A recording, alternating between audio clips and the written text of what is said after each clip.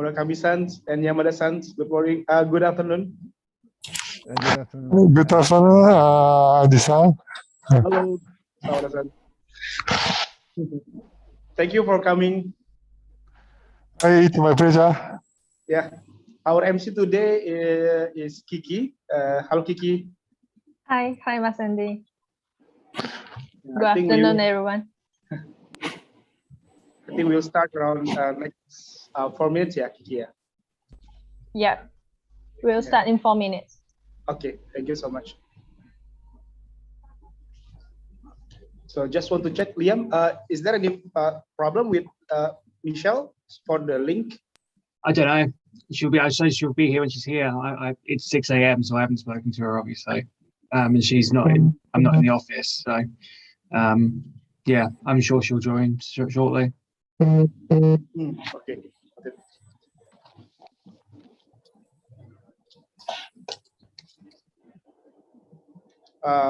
Good afternoon as well for Masato Tamura-san. Thank you for coming. Hi, nice to meet you. Nice to meet you. Sorry. Yeah, we can see you now. Yeah.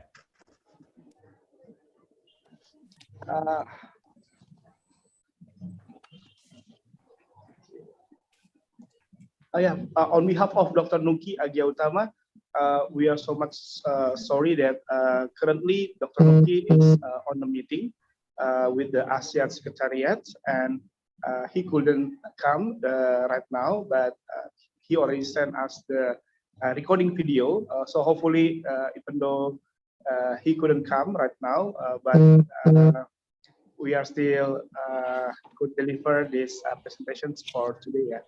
And again, thank you so much for your support for this event. And from our attendance list, we have like more than 200 people already registered on the event.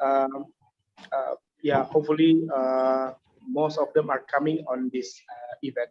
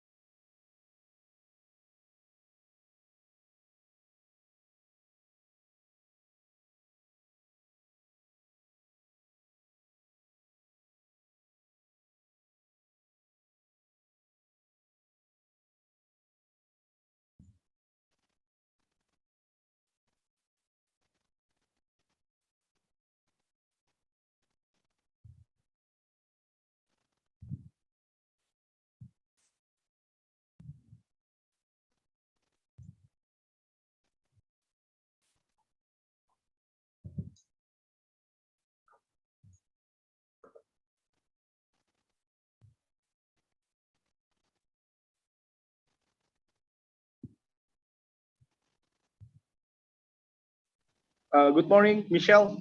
How are you? Thank you so much for coming. Hi, Andy. I'm good. How are Andy. you? We are good. So sorry that Dr. Nuki couldn't come right now. She is still on meeting with ASEAN Secretariat. He sends regards to you and all of the speakers today. So hopefully there is, you always get healthy there, Michelle. Really nice to meet you again. Thank you so much for coming on the event. Thank you for having me, Andy. Yes, okay. I think we could start, Kiki.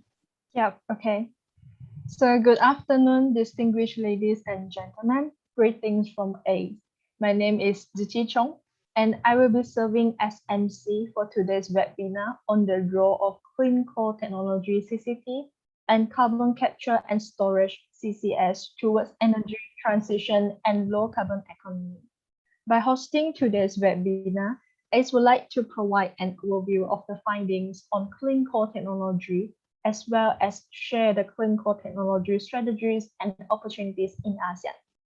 Before we proceed to the next session, I would like to remind all participants, if you would like to ask a question to one of the speakers or express your views during Q&A or discussion session, please write down your question in the chat box throughout the session. Today, our webinar consists of two sessions, which will be focusing on the first and second section. To begin with, I would like to invite Mr. Osamu Tsukamoto, the president of Japan Coal Energy Center, JECO, to give the opening remarks.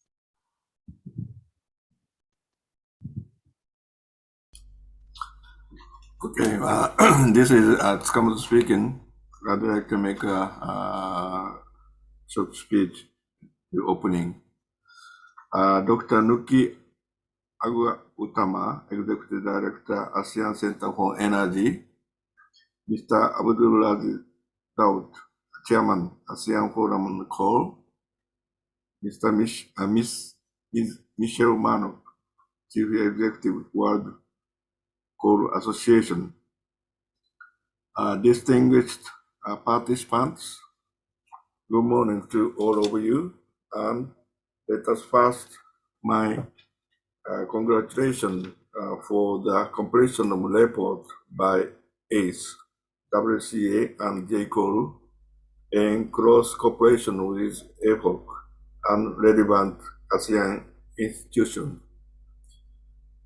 It is my pleasure to say a few words at this important forum, where we have to have the two important allies of JCOL and ASEAN dignitaries.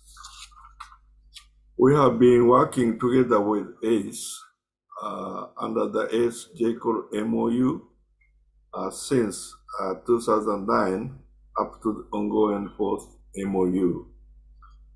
Throughout our over a decade of cooperation, we have been making our strenuous efforts towards the cleanest possible utilization of coal in the power sector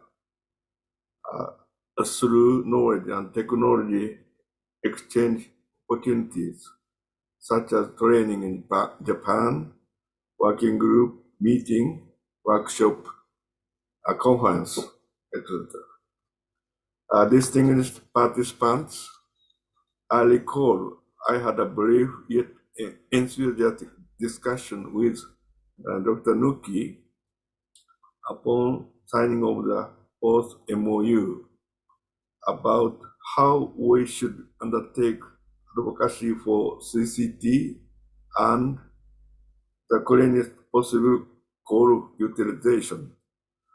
He clearly advised we cannot anymore stay on with coal if we insist merely on clean coal utilization, CCT, and affordability of coal. We must prove ourselves as a part of the global teams of climate action by identifying the role of coal in the coming energy transition. We embarked on the study from that point.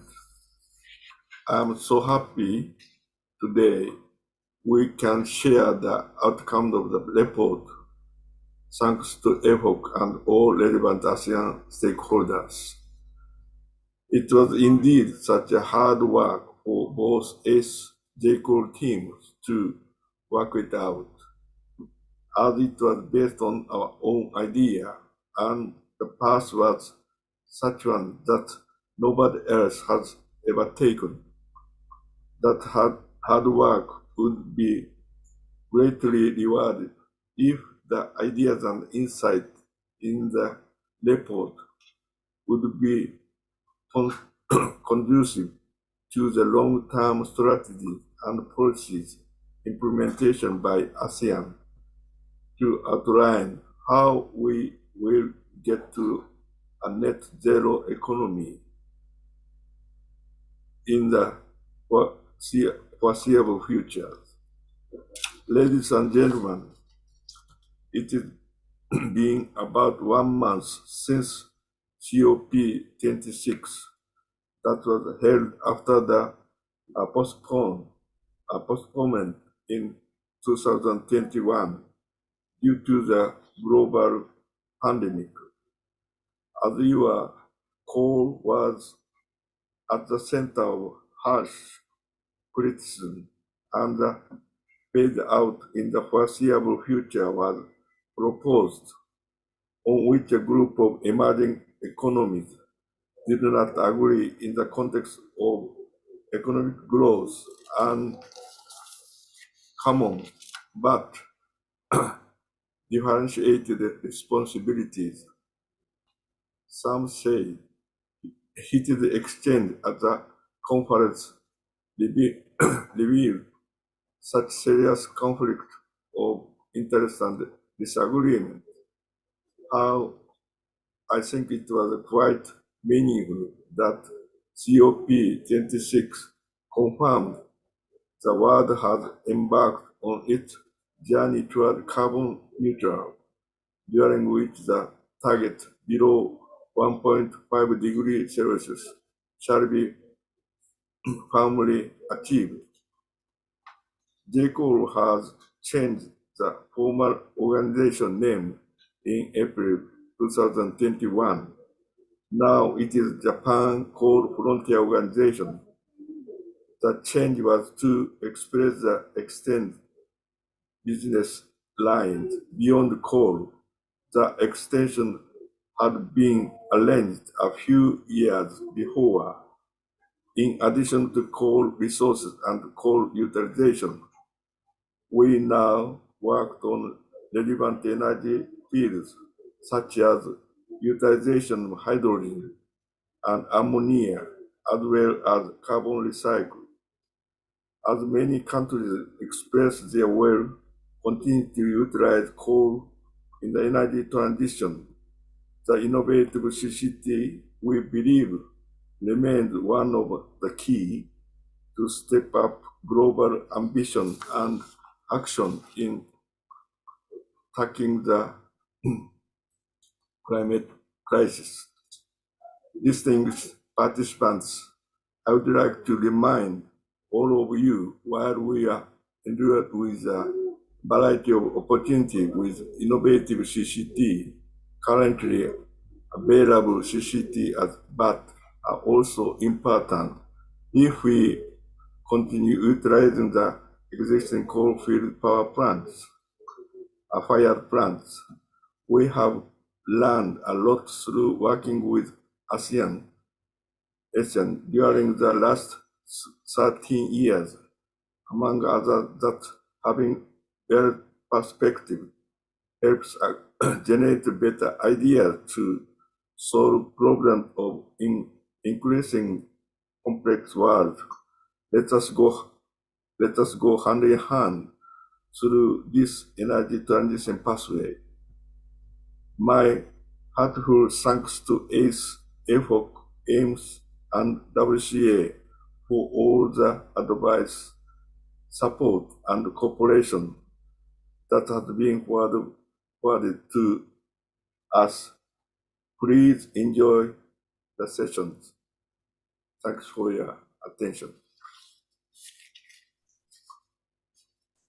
Thank you for the remarks, Mr. Osamu Sukamoto. Now, I would like to invite Mr. Muhammad Riza Ramli from the Energy Commission Malaysia and AFOC to give the opening remarks.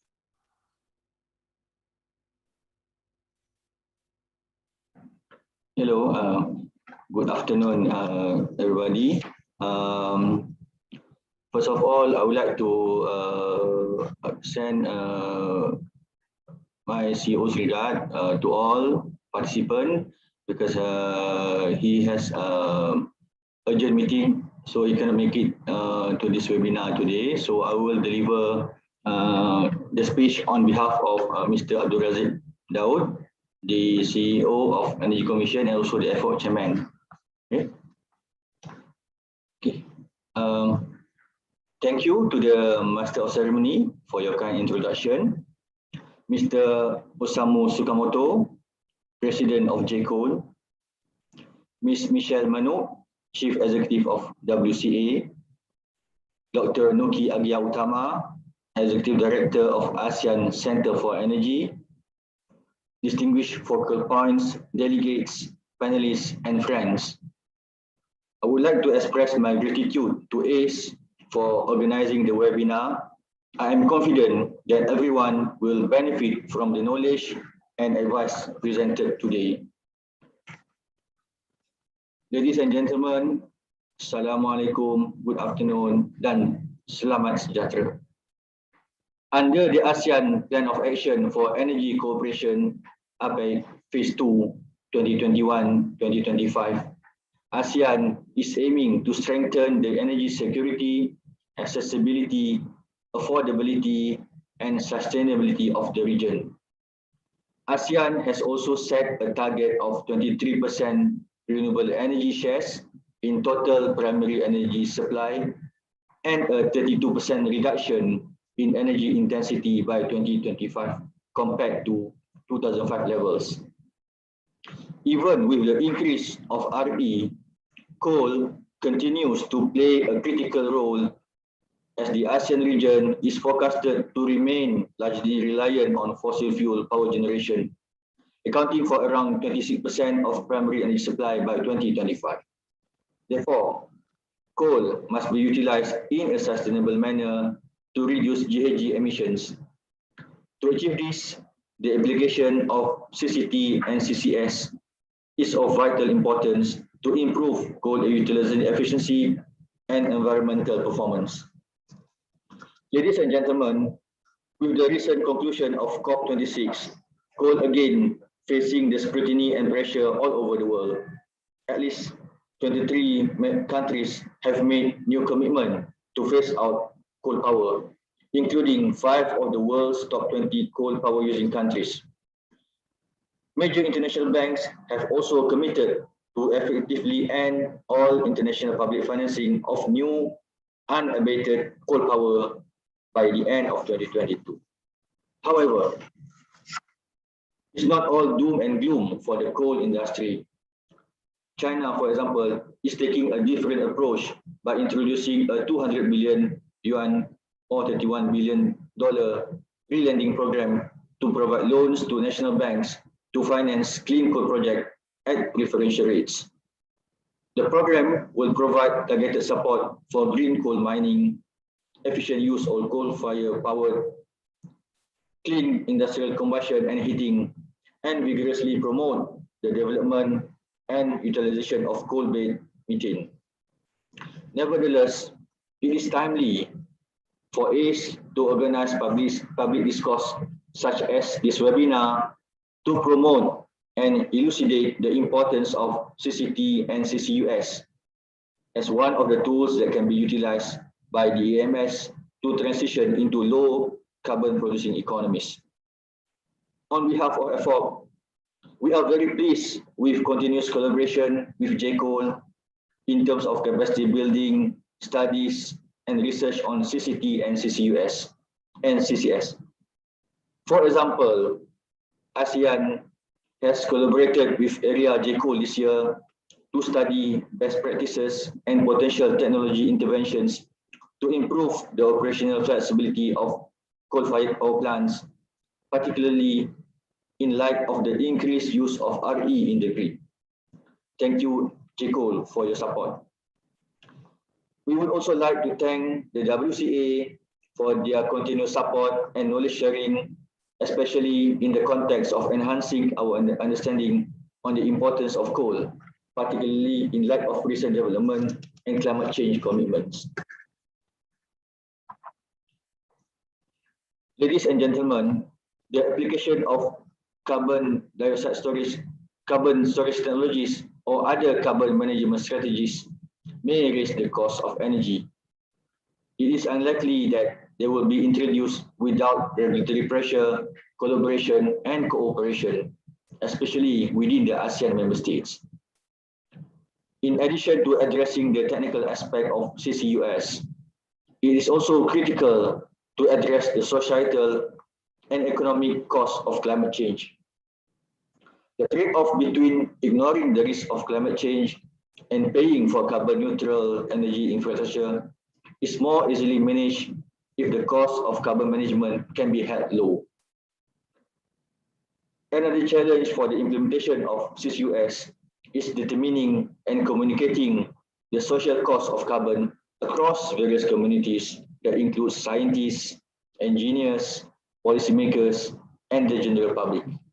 Therefore, various scientific, economic, and societal aspects need to be addressed to ensure successful development and implementation of CCUS technologies. Ladies and gentlemen, before I conclude my remarks, I would like once again to express my gratitude and congratulations to the MS, ACE, J-Cole, WCA, as well as all other parties involved in the successful organization of multiple webinar series this year, despite the logistical challenges posed by the COVID-19 pandemic.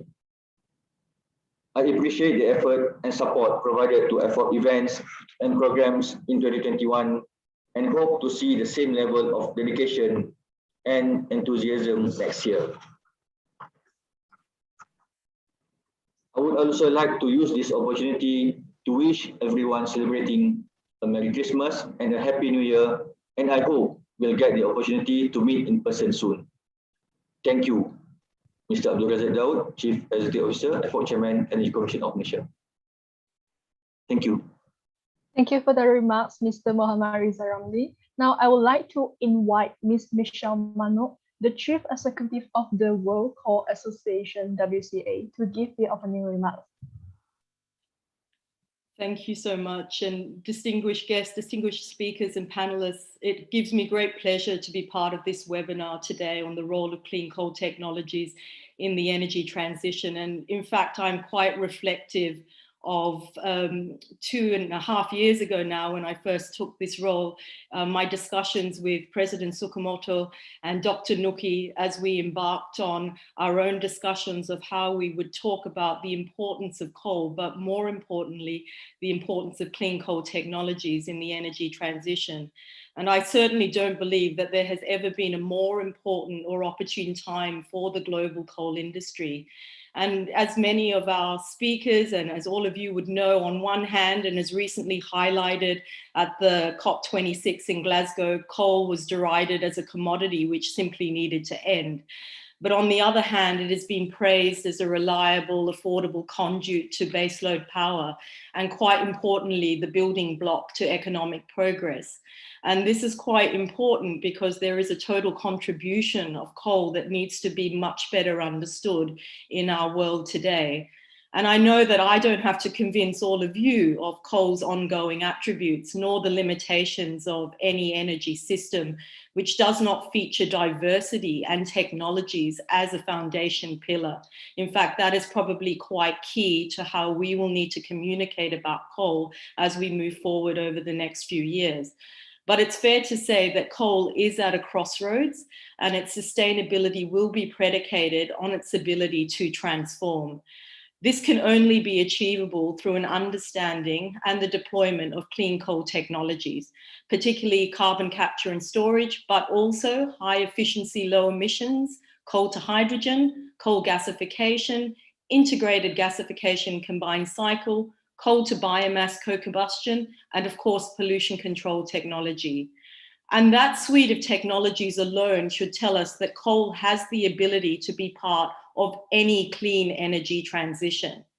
And this is why the work we have been doing in partnership with the ASEAN Centre for Energy, and let me acknowledge our colleagues there who just do such amazing work in this communication, but also this education, it's of paramount importance, especially to the Southeast Asian region, where coal will remain the largest single source of electricity for decades to come. And this is one of the lesser spoken about the findings of the International Energy Agency, and we support it. Our collaborative report with ACE, Clean Coal Technology in ASEAN, Balancing Equity, Security and Sustainability, also known as the VAL-COE study, provides comprehensive analysis and compelling evidence in support of clean coal technologies. And despite the calls to phase out coal, and after much deliberation at Glasgow to phase it down, we know that coal will continue to deliver energy security, accessibility, affordability, and sustainability for billions of people for a long time to come. I have been on the road for several months now, talking with colleagues in Russia, Colombia, and Africa. And they, like us, recognize that our challenge is to demonstrate to industry, governments, media, climate science, and other key constituencies how, through the phasing in of clean coal technologies, coal can be accepted and understood as pivotal to delivering a sustainable net zero emissions future, consistent with the Paris Agreement and congruous with the United Nations Sustainable Development Goals. So webinars like this are crucial to developing a better understanding about coal and its supporting technologies, and also to building the cooperative action which is essential to reaching a decarbonized future together. I am thankful that we are able to continue to build on our relationship with the ASEAN Centre for Energy, and of course, JCO, but we appreciate the contribution you have been willing to make to help inform discussions on energy planning. This is so critical, which is based on the realities that you face, and in fact, many of the world faces. We look forward to many more collaborative events and discussions and learning, and I thank you again for participation, and I wish you success at today's seminar. Thank you, Ms. Mishamano, for the remarks.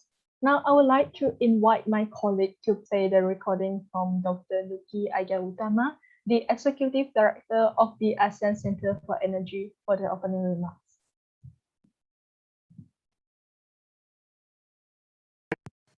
Good morning, good afternoon, and good evening.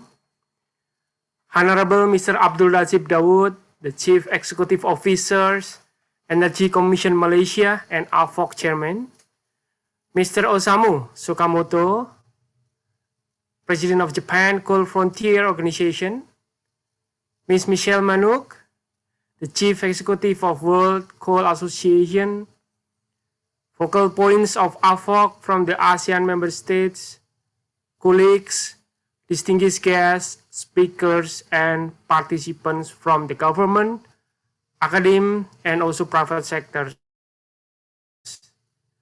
A pleasant good morning, afternoon, and evening to you all.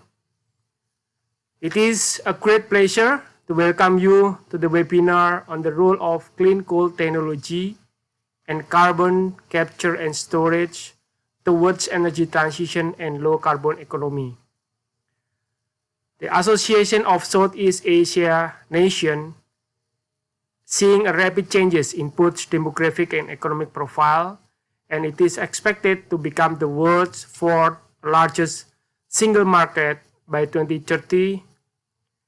And from the 6th ASEAN Energy Outlook, our flagship projects last year launched, also estimated that the total final energy consumption, or TFEC, in ASEAN will increase by 145% in 2040, raising to 922 million ton oil equivalent from 375 in 2017, and coal contributing up to 47%.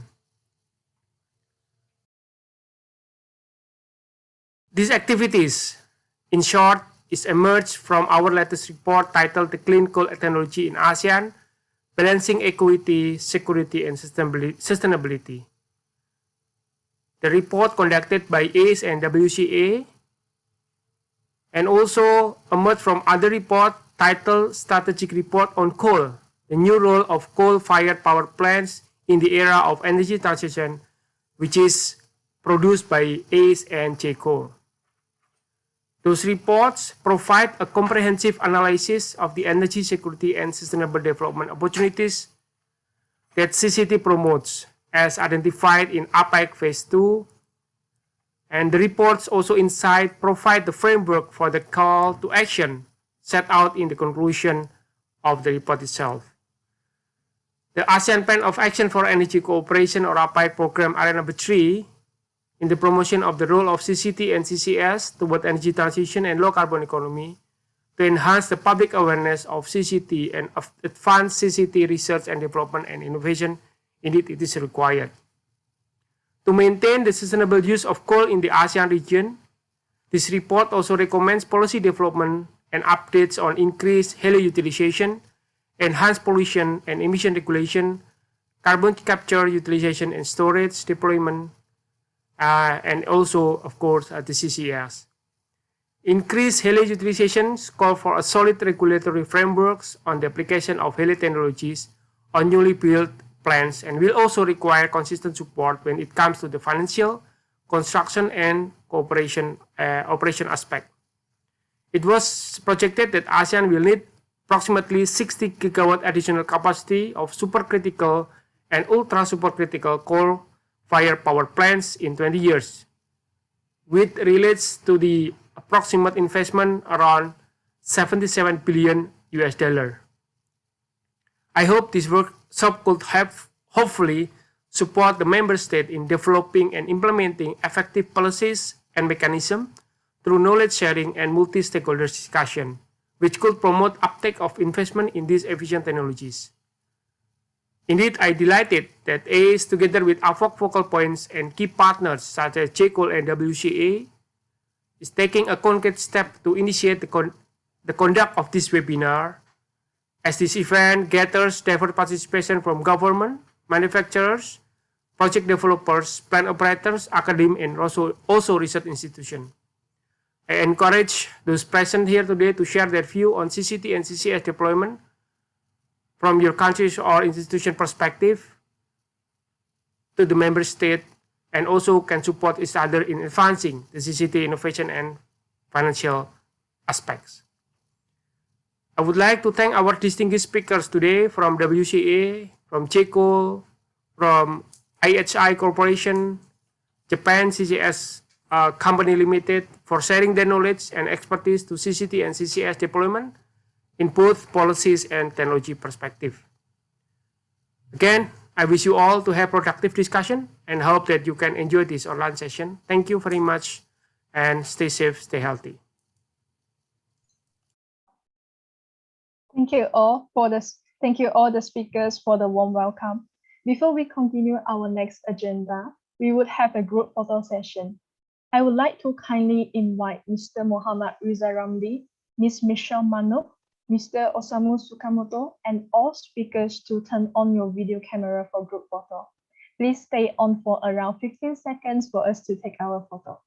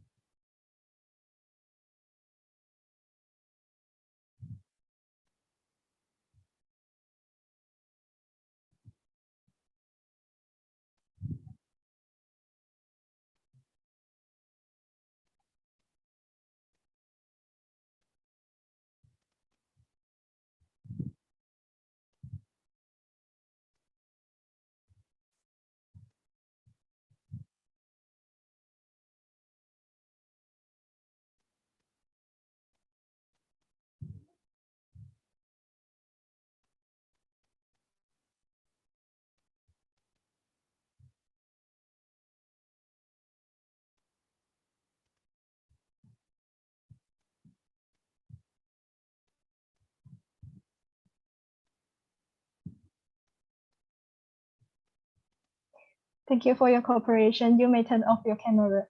Thank you.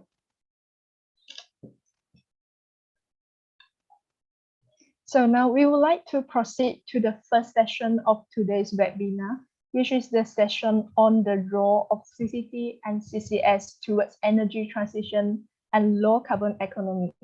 Without further delay, I would like to invite Ms. Rika Safrina, Technical Officer of Modeling and Policy Planning Department at ASEAN Center for Energy, to moderate the session and briefly introduce our speakers. As a reminder, you have 1 hour for this session. The time is yours. Thank you very much, Kiki. Good afternoon, distinguished guests, speakers, and participants. My name is Rika Safrina, Energy Modeling and Policy Planning Officer from the ASEAN Center for Energy, and I will be the moderator of this first session. I am pleased to welcome our excellent speakers in this session, including from the World Coal Association and Japan Coal Frontier Organization, to discuss about the role of CCT and CCS towards energy transition and low carbon economy, based on the joint reports produced recently.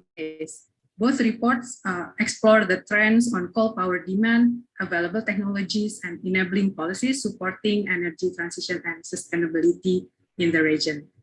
Let me introduce our first speaker, Mr. McHugh. He is the Director of Policy and Government Affairs at the WCA.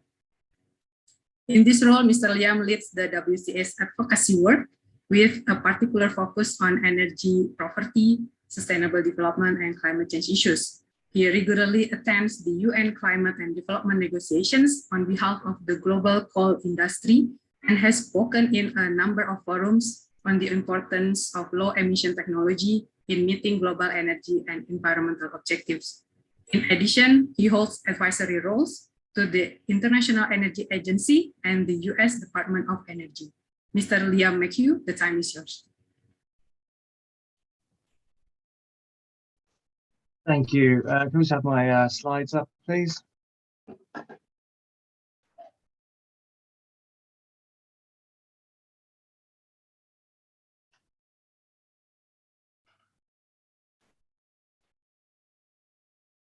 Okay, many thanks. Good afternoon, and thank you for the opportunity to share some takeaways with you today. From our recent report, partnership with the ASEAN Center for Energy on the role of clean coal technologies in ASEAN, balancing equity, security, and sustainability. These takeaways I'll contextualize at the end in light of the global developments around coal, referencing the outcomes contained in the Glasgow Climate Pact concluded at COP26 a month ago. Next slide, please.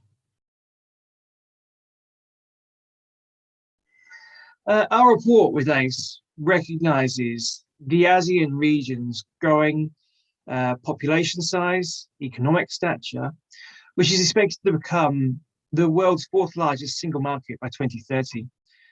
Therefore, the region will face growing energy demands, which will result in increasing pressures in its energy trilemma of security, equity, and environmental sustainability. Next slide, please. In efforts to address the energy trilemma, the report acknowledges the ASEAN's growing use of coal because of its relatively low cost and proven capacity to provide dispatchable baseload power. Next slide, please.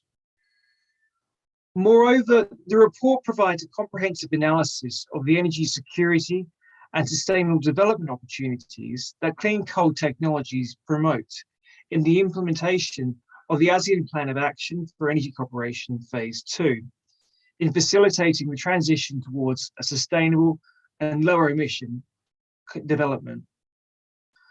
What we found was that in the area of energy transition, policymakers in the ASEAN member states may consider expanding incentive regimes to encourage continued emission reductions. And we stress the international collaboration and strategic partnerships that need to be fostered to achieve success. Next slide. The 4 main considerations of policymakers sees both the ASEAN for Energy and the WCA advocate in the report to encourage the international community to recognise and inclusive all fuels and technologies of energy generation towards energy transition and energy resilience. Encouraging ASEAN member states to be committed in rapidly scaling up advanced HELE technologies and establishing a pathway towards CCUS. Calling on international finance and investment community to ensure a diverse financial support for cleaner coal projects and CCUS deployment in the ASEAN region. Encouraging stronger partnerships and collaborations with dialogue partners, international organizations, and relevant stakeholders through AFOC and ACE as the main focal energy bodies to advance ASEAN sustainability in coal utilization. Next slide, please. These were based on the impact that low emission coal technologies can have in a region such as ASEAN, which according to the 6th ASEAN Energy Outlook is projected to rely on coal-fired generation to ensure regional energy security. In 2005, coal contributed 27% of total electricity generation, rising to 41% in 2020. By 2040, it is projected that coal capacity will reach 295 gigawatts, accounting for 49% of power generation capacity in the region. Next slide. Although coal has a particularly troublesome reputation, specifically from transatlantic global north countries who are no longer reliant on fuel, it is necessary to balance the discussion with the innovation and clean coal technologies which can be applied in the economy, which dramatically improve coal environmental scorecard.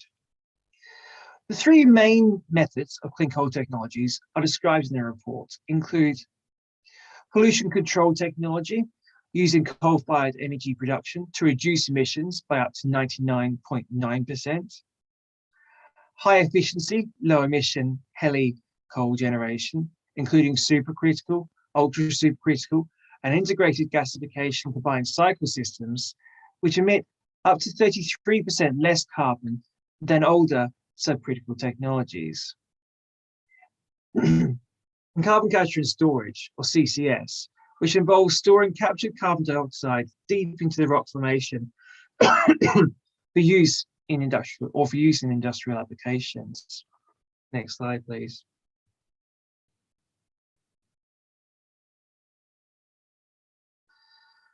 Although clean coal technologies decouples pollution levels from economic activity, the wide-scale deployment of clean coal technology is being hampered by restrictive financing regimes recently adopted by some Western banks. Our report finds that rather than reducing emissions, these policies may in fact lead generators to compromise in plant designs and deploy more polluting technologies.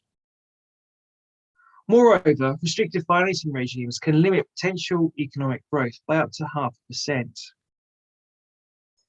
Crucial to our understanding of energy systems at national and regional level is not only the cost to the consumer of energy, its energy affordability, but the overall value of the system of sovereign states for considerations such as energy security, reliability, and availability. Next slide, please.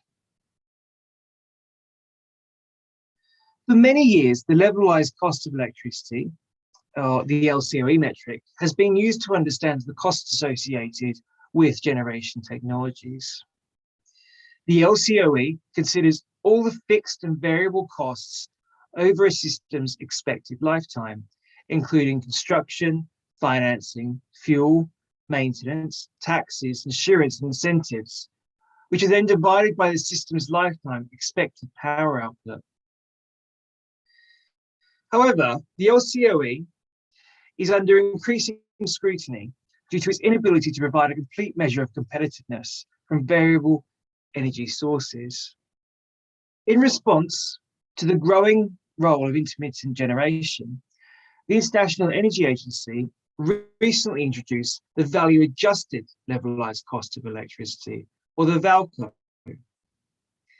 The VALCO builds on the LCOE metric by including 3 additional considerations of value in power systems, energy capacity, stability. The Valco measure is increasingly considered the preferred model for comparing different generation sources. It represents a more comprehensive measure of competitiveness than LCOE and provides a crucially important means of comparing available technologies for long-term national and regional energy development planning. Next slide, please. Today, coal-fueled power is the least costly way for thermal capacity generation expansion in ASEAN from a total system cost perspective.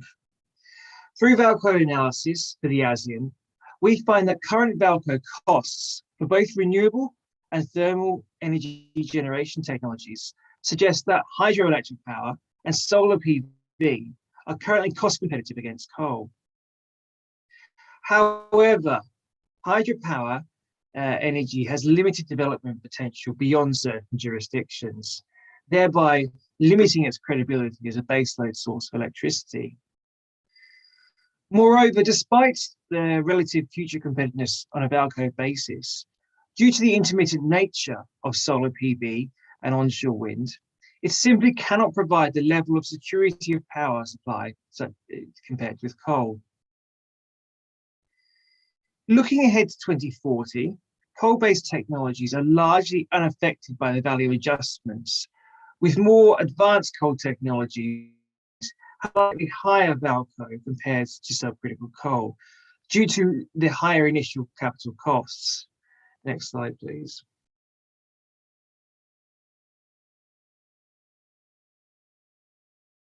The utilization of coal in the ASEAN power mix cannot be omitted yet.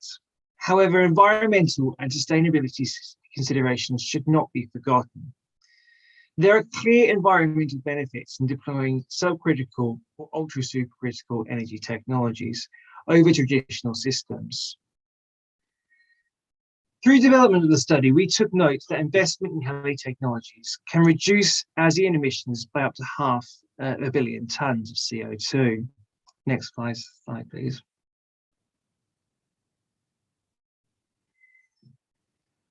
Moving forward, our analysis indicates an additional investment of 6.2% would be required to incentivize all coal combustion capacity to be built using supercritical technology, which is projected could reduce CO2 emissions by 500 million tonnes cumulatively by 2040, compared to a business as usual scenario.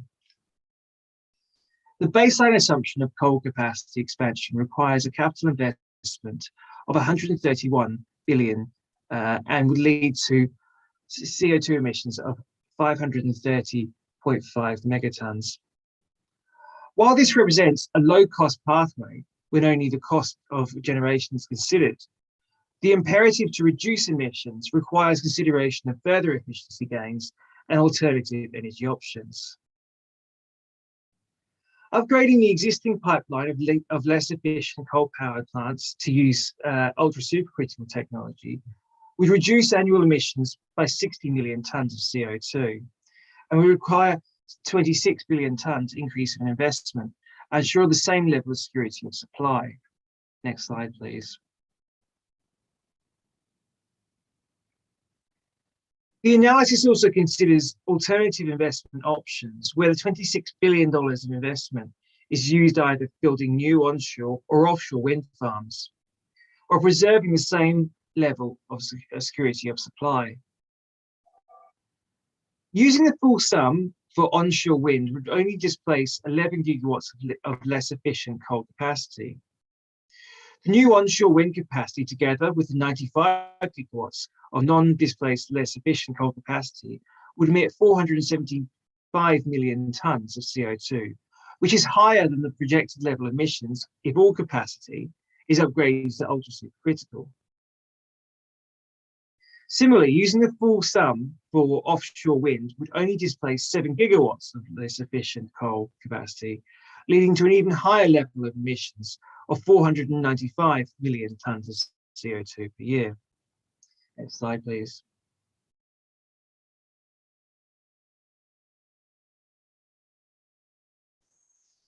The ever-growing demonstration, investment and planning for CCUS rollout also demonstrates the growing understanding among ASEAN member states that the technology will be an integral part of regional decarbonisation. As a developing region, ASEAN faces challenges in meeting energy demand and balancing the goals of energy security, socio-economic development and poverty alleviation, as well as environmental improvements. Any response to climate change must recognise the existence of different starting points, perspectives, priorities and solutions, and provide a long-term vision of the future with this framework. CCT's contribution to ASEAN's energy system will be vital. Next slide, please. From the World Coal Association's recent attendance at COP26 in Glasgow, it has become clear that the developing world demands equity, not parity, for any actions to be taken in order to help limit global warming to a well below 2 degrees scenario, as the Paris Agreement intended. In realising the United Nations Sustainable Development Goals, specifically SDG 7, to ensure access to affordable, reliable, sustainable and modern energy for all, would require an equity or just approach and not a uniform dictation on fuel choices. This is where clean coal technology has a definitive role to play in ensuring that the spirit of Paris, both the common but differentiated capabilities and responsibilities, as well as the fuel and technology agnostic approach, also aligns with the letter of the Glasgow Climate Pact, which rightfully calls for the phasing down of unabated coal. Next slide, please. Coal has particular attributes that make a positive contribution to energy security and which are particularly attractive for ASEAN member states. These include delivering reliable, stable, uninterrupted generation of electricity, commonly referred to as baseload electricity, strengthening energy resilience, which is critical given ASEAN's vulnerability to extreme weather events, and improving universal electricity access and providing modern energy to ASEAN. Final slide, please. Abatement through clear, long-term environmental policies provides certainty, allowing investments to be made in CCT that bring enhanced environmental performance. Progress has been made across ASEAN in recent years, and it is our hope that the report will continue to contribute to both regional and country-level economic growth, sustainable economic development, and prosperity. Thank you very much. Thank you very much, Mr. Liam.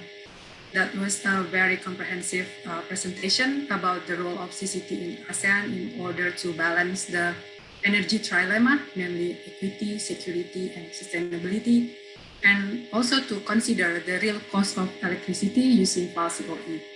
We highlight the main considerations for policymakers, including to recognize an inclusive policy in the move towards energy transition and resilience, to rapidly scale up, advance the high efficiency, low emissions technologies and CCUS, to ensure adequate and diverse financial support for clean coal projects and CCUS, and to strengthen collaboration with their partners, international organizations and relevant stakeholders through AFOP. The report could be accessed for free by the public in ACE website, where the link has been shared in the chat. Before we proceed to the next speakers, I would like to remind the participants that if you have any questions to Mr. Liam, please type them in the chat or Q&A boxes. We will try to address it during the Q&A session. Now I would like to introduce our next speakers, Ms. Yamada Fumiko and Dr. Kazuyuki Murakami from JPOL. Ms. Yamada is an international project development specialist on energy and climate change issues with focus on policy and institutional aspects. Currently, she is the Assistant Director of International Collaboration Department of JPOL. While working for JPOL, she has been engaging in project facilitation and implementation for clean and efficient coal power development, from initial planning implementation, interim review, to reporting and evaluation of projects, as well as several key viability, feasibility studies in relevant fields. Meanwhile, also I welcome Dr. Murakami. He is the program manager and senior material scientist in the R&D department of JPOL.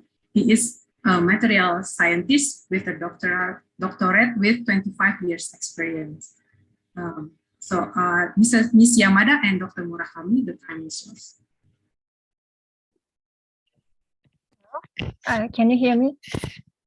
Hello. Yes, I can hear you. Rika-san, thank you, Rika-san, for introduction of two of us. Good afternoon, ladies and gentlemen. Thank you for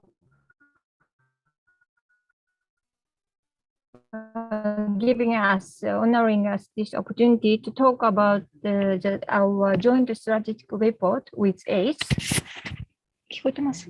Hello. Hello. Thank you for, and I would like to express before the presentation our special thanks to Dr. Andy, Ms. Almi, and Mr. Rizky Krishnawan, and all other friends of ACE who have undertaken the hard work for furnishing the report. So my name is Yamada. May I start the presentation? And next, please. As Mr. Tsukamoto just mentioned in his speech, the fourth ACE JCO MOU is ongoing. The two leaders agreed when they signed the MOU in February 2020 that ACE and JCO would work on a joint report to identify the new roles of coal and coal-fired power plant in the energy transition. We made a policy brief, as you see here on the right-hand side, in November 2020, and the report was published in August 2021. Next, please. The economic growth of Asean has been one of the most dynamic and the fastest in the world. AU6 tells us demand in primary energy in 2040 is to be 2.1 times compared to 2070. As mentioned in the joint statement of 39th AMEM, all AMS are making policy efforts towards smooth energy transition with increased renewable energy development. And at the same time, ASEAN energy ministers tell ASEAN will remain with fossil fuels, including coal, in the foreseeable future to bolster the steady economic growth. So, no need to mention CCT and HELE, including CCUS, are crucial, as ASEAN desires to go with coal while accelerating renewable energy development and introduction. And for VRA, variable renewable energy introduction, flexible operation of coal, and other flexible sources for power generation is imperative. Next, please. Next slide, please. Sorry, next slide, please. Okay, thank you. ASEAN aims at 23% of renewables by 2025, as mentioned by other speakers, for which ensuring grid reliability is crucial. Such grid reliability will be enabled through support of optimal operation by flexible resources such as gas, hydro, and coal, introduction of storage and other supporting technologies, appropriate market and regulatory framework, in addition to the standard actions for grid stability management. Next slide will be undertaken by Murakami-san. Over to you. Okay. Next slide, please. Next slide, please. Next, please. The fifth one. Page 5. Page 4. Page 4. I'm sorry. The next one, please. Yes, I'll show the GFY, grid fluctuation index analysis, using this slide. The daily variation curve of the energy demand is often shown as the dark curve. Recently, by the massive installation of the intermittent renewables such as solar and wind, fluctuation of the grid is sometimes highlighted. To estimate the degree of grid fluctuation is not easy because it requires high expertise and complicated analytical tools. JCOL established a simplified tool to estimate the grid fluctuation. Please see the center graph. The maximum ramp rate in the curve is to be a parameter to show the degree of grid fluctuation. GFI, grid fluctuation index, is newly defined as a parameter to express the degree of grid fluctuation by calculating the maximum ramp rate and the total installed capacity of the grid. But unfortunately, the dark curves, especially future dark curves, cannot be obtained from the public domain. So JCOL considered another approach to estimate future GFI by multivariate regression using conventional data such as source-wise capacity and generation. Here shows the regression equation in the bottom of the slide to calculate GFI with the availability of coal, nuclear, total renewables, and solar. Using this equation, future grid fluctuation can be preliminarily estimated. Yamada-san, please. Next, please.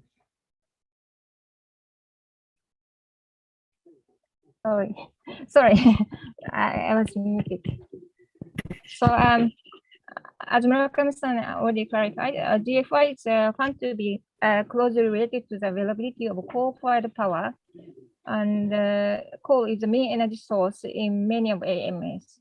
Countries such as Indonesia, Malaysia, Philippines, and Vietnam that have grid systems of larger scale and expect no major change in the fuel mix are supposed to see GFIs increase from 2030.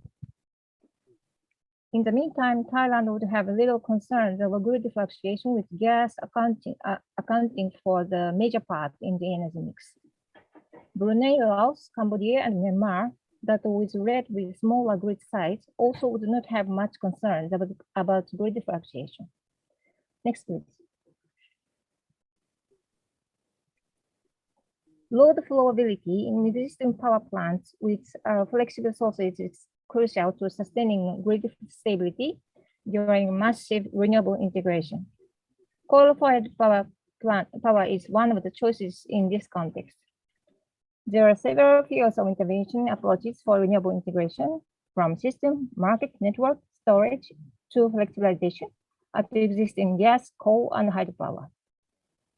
In some AMS, coal is anticipated to constitute one of the pillars of dedicated flexibilization solution, while in most of such countries, gas power and hydropower may not provide the same function to the extent they are to address the situation, absorbing the possible fluctuation to keep the grid stability. Next, please. Ensuring flexibilization with existing balanced electricity sources, as well as energy storage, is crucial for the successful renewable energy introduction without sacrificing grid stability and supply security. In the same context, a balancing mechanism, including the market system, is no less important. Next, please. Flexible generation sources consist of conventional power plants and the dispatchable renewable generators such as biomass or geothermal plants. The fundamental requirement, they must have the ability to ramp up rapidly and ramp down, and the output to follow net load, quickly shut down and start up, and operate efficiently at a lower minimum level during high renewable energy output periods. Coal-fired power plants, primarily pulverized, have a time delay for pulverizing coal and the same for the large heat capacity of the boiler. However, a coal-fired power plant can serve as a flexible power source with appropriate flexible operation. Next, please. It is also important to reduce the minimum load for combustion and expand the operational load range. Attention is to be paid that as the load decreases, the efficiency could also decrease. In this context, a comprehensive assessment is required to determine whether to take flexibilization measures in a plant at constant pressure.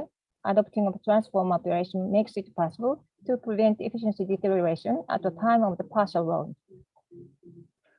Wide-range burners can separate the pulverized coal in the burner portion into high concentration side and the low concentration side to improve combustibility, by which it is possible to reduce minimum load for coal burning. Next, please.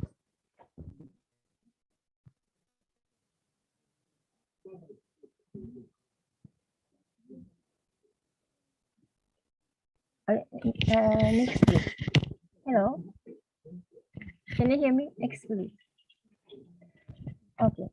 The startup bypass system includes a superheat bypass and a turbine bypass. The superheat bypass makes it possible to obtain high temperature steam hourly by extracting low temperature steam at the start up from the middle of the superheat directly connects the steam at the turbine inlet to the condenser.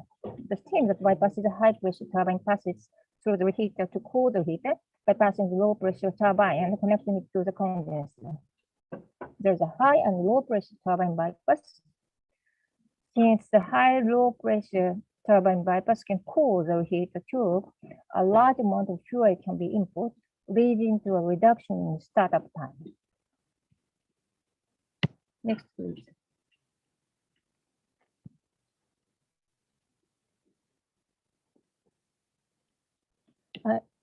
Sorry, yes.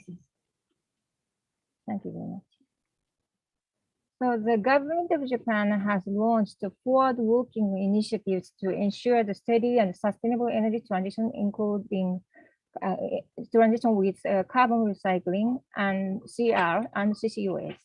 With carbon recycle, carbon dioxide, CO2 is utilized for producing recycled materials and fuels by mineralization, artificial photosynthesis, and methanation, which will help control CO2 emissions to the air. The figure at the right-hand side is a roadmap for carbon neutral by the government of Japan. The target year of technology development and dissemination for phase 2 was initially 2040, and for phase 1, 2050. These have been revised by 10 years for the envisaged area attainment. In the meantime, our experts in JCOL are trying hard to, including Dr. Murakami is a part of the team, are trying hard to work out the roadmap for carbon neutral in 2050. The roadmap is intended to incorporate all innovative technologies in the energy sector, such as technologies for the energy-intensive industrial subsectors, that is, for example, steel, cement, etc., in addition to CCT and CR. In this context, the roadmap, once done and furnished, will make good reference for ASEAN, where the governments are trying to gradually shift coal utilization from power to industry. Next, please. Next, please. Hello. Going to the next. Please go to the next, please. Yeah, yes, thank you very much. So let me summarize these recommendations. This is a series of recommendations. It will be lengthy, so I just pick up some of the key actions ASEAN governments might like to consider for. First, at the left-hand side, for increasing efficiency through heavy utilization, a regulatory framework to mandate newly built and retrofitted coal-fired power plants to use the more advanced and the cleanest possible technologies such as supercritical and outer supercritical. Provide capacity building that will develop local talents and improve their operation and maintenance capabilities. And in the middle, for pollution and emissions regulatory, is institutional and technology enhancement. Establish a more stringent emission standards for coal-fired power plants to push clean coal technology development. Strengthen research on new pollution control techniques and promote their gradual development. And co-firing of carbon neutral fuels such as biomass at coal-fired power plants to mitigate pollution and CO2 emissions. And last but not least, for CCUS deployments, on the right-hand side, improve public awareness on the feasibility and implication of deploying carbon capture, utilization, and storage, CCUS, in the region, in the ASEAN region. Research the potential of CO2 transport and storage networks among ASEAN states to enhance economies of scale and lower the investment costs. and perform regional source sink mapping. Next, please. So this is the second to the last. This is the ACE publication site where the report is available. Next, please. So this is the last one. Thank you again for all ASEAN stakeholders, especially AFOC and relevant institutions, as well as, of course, ACE, our friends from ACE, and also our own team. Thank you very much. Thank you very much, Ms. Yamada and Dr. Tomokomi. It was very insightful to hear about this recent SJCO joint study on the new role of coal-fired power plants in the era of energy transition. I highlight the three main areas for the policy recommendations on cleaner coal utilization in ASEAN, including increasing efficiency through high efficiency low emissions utilization, enhancing pollution and emission regulatory, institutional, and technology, and deploying CCS. The report could be accessed free by the public in ACE website. The link is already provided in the chat. Now we would like to proceed to the Q&A session. For the participants, if you have any questions to any of the speakers that have presented before, please don't hesitate to type them in the Q&A or chat box and perhaps mention to whom you would like to address the questions. And for all three speakers, please turn on your webcam, Ms. Maria, Ms. Yamada, and Dr. Murakami. Okay, thank you very much. All right, we will take the questions that have been raised by the audience here. First of all, to Mr. Liam, how CCT can help to solve global future energy demands? Are there any policies currently in force or adopted or in design phase?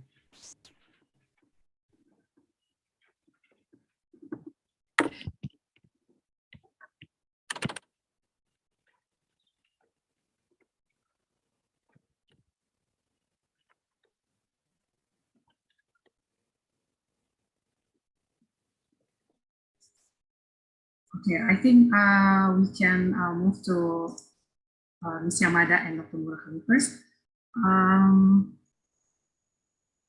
Yes, I think Mr. Liam is not here. Okay, for Ms. Yamada and Dr. Murakami, there is a question from the audience here that a lot of financing support is needed for the coal plant. In light of clean technology, who will be some of the major financing countries to support this growth in ASEAN, in your opinion?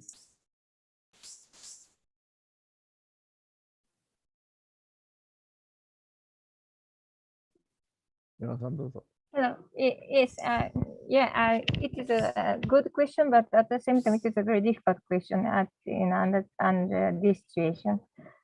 And I don't think there's no particular country, with whom, with that country, you can ask for anything, to finance your coal-fired power plant, either that is for retrofitting or for new construction.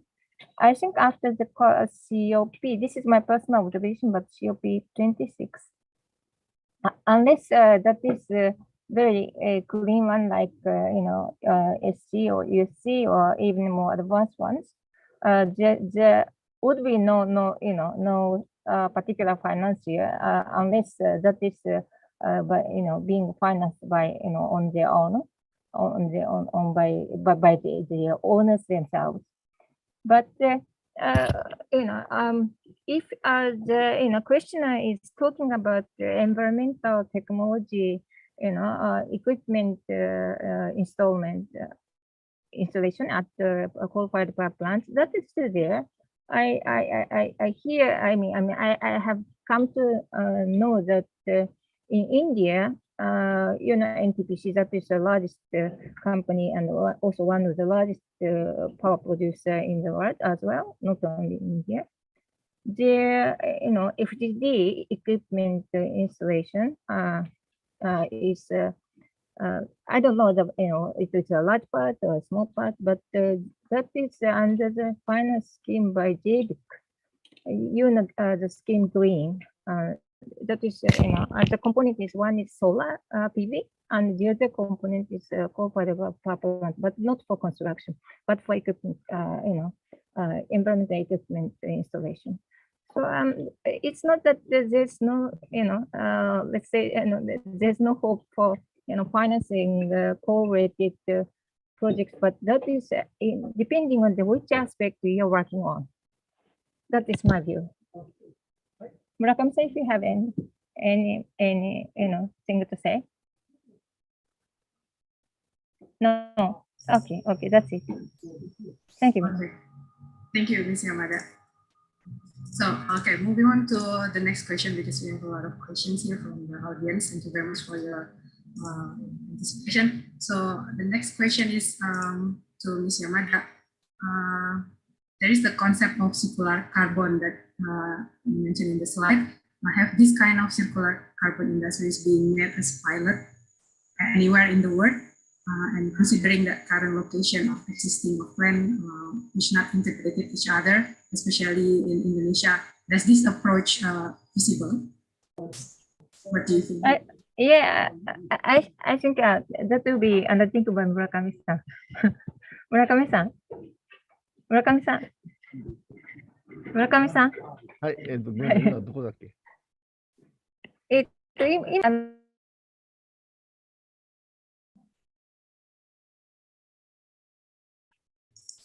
？Sorry, we cannot hear your voice.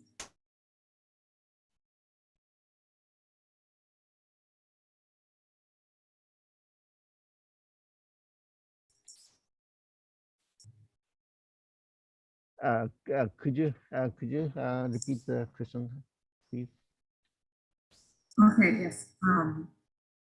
So there is the concept of circular carbon in the slide before.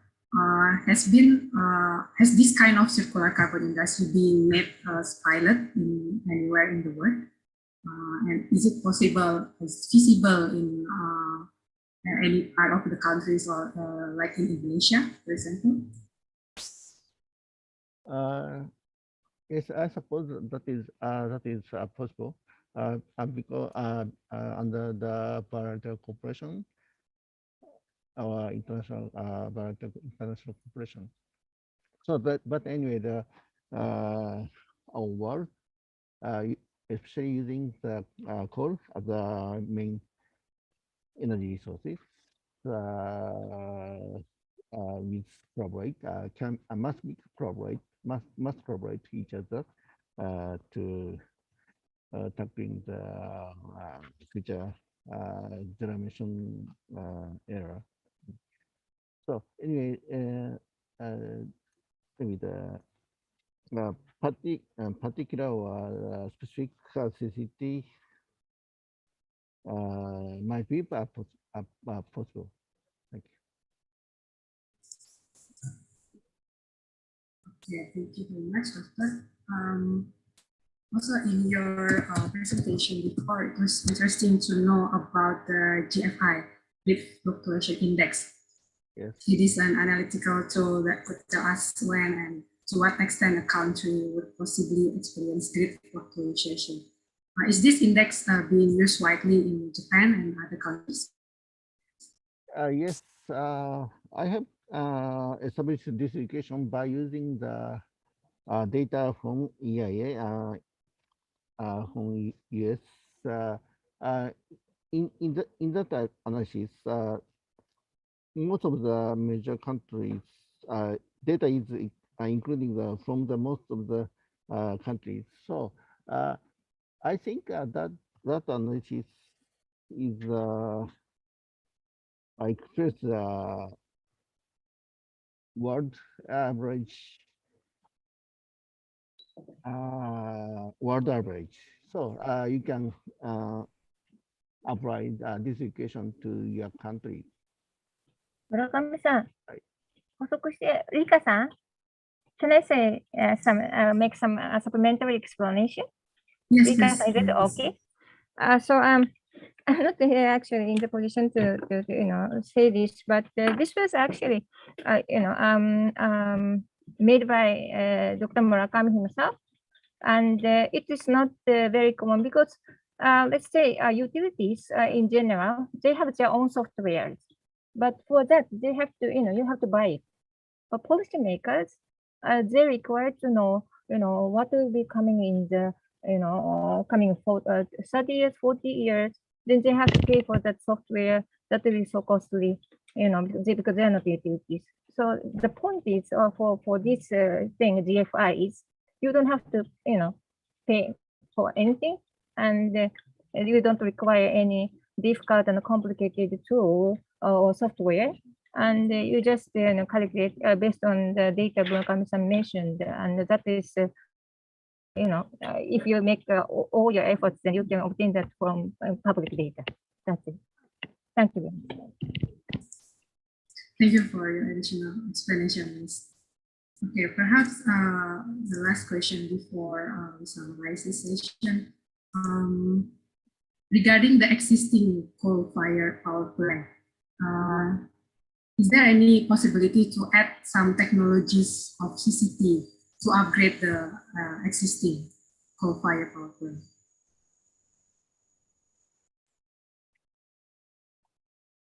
I'll try to answer.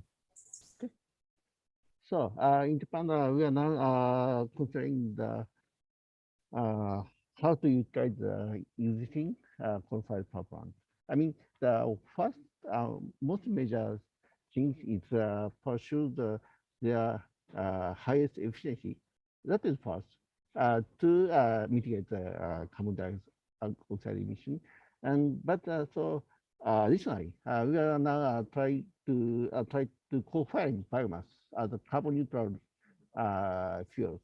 And also additionally, we are considering the ammonia co-firing.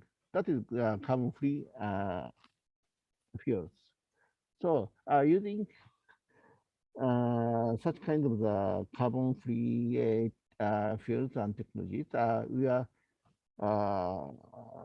turning the minimum carbon emission from coal-fired.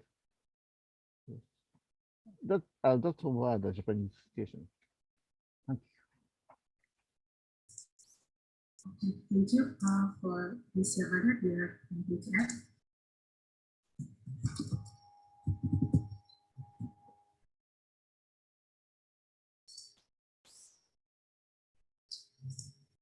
If none, then perhaps my last question to Ms. Yamada and Dr. Murakami. I think Ms. Yamada has mentioned before about COP26.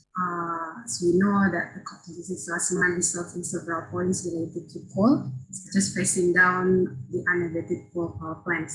What do you think the implication of COP26 to the development of CCT in ASEAN?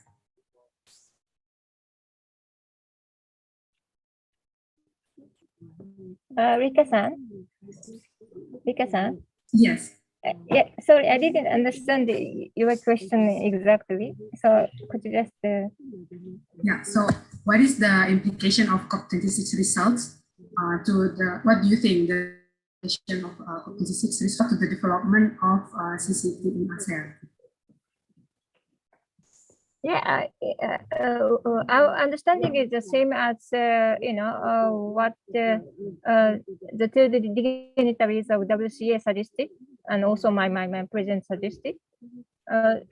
We don't think that COP26 was very much against coal utilization, but they just push us toward very environmental coal utilization, for which JCO as well as WCA and also ACE advocated for the past many years. So we don't think that will be some kind of against thing for anti-coal, but they just push us toward the energy transition, but not without coal, but with coal. that was already approved by all countries. That what was initially advocated by India and China and also some other emerging economies, and that we are continuing using coal, not phasing out, but just phasing down. Phasing down, the ones that will be reduced and abolished, the coal-fired power plants in our understanding without environmental equipment. So that's what we understand the context of COP26. Okay, thank you very much, Ms. Yamada. So I can summarize this session. So technologies should be explored and reduce the emission and improve the operation of existing coal plants, such as co-upgrading, co-firing systems with biomass, CCUS, and high efficiency low emissions. With the, as you mentioned before, there is no one single solution. Coal still in parallel with RE, with the high penetration of solar and wind, the role of fossil fuel power plants or other flexible generation will be essential to maintain the grid stability. Coal also likely remain the second primary fossil fuel due to its availability and affordability. Coal has been for economic development within the Asean region by providing reliable, affordable, and flexible energy. We could use LCOE as suggested by WCA, value adjusted levelized cost of electricity, which builds on the LCOE matrix with additional parameters such as energy capacity and flexibility to assess different types of energy sources equally. Also, it was interesting to know from JCOL about GFI, Grid Fluctuation Index, an analytical tool that could tell us when and to what extent a country would possibly experience grid fluctuation and how the energy transition path would proceed. Yes, the pathways to reach the climate goal would be different as countries have their own social and economic conditions and energy situations. Okay, thank you very much for all the speakers for this session. Mr. Liam, McHugh, Ms. Yamada, Fumiko, and Dr. Tomokomi. Back to you, Kiki. Thank you, Ms. Rika and the panelists for a very insightful session. So we would now proceed to the second session titled Technical Presentations on Emerging Clean Coal Technologies and Application. Without further ado, I would like to invite Ms. Almin Demora, Technical Officer of Modeling and Policy Planning Department at Asean Center for Energy, to moderate the session and briefly introduce our speakers. As a reminder, you have 1 hour for this session. The screen is yours.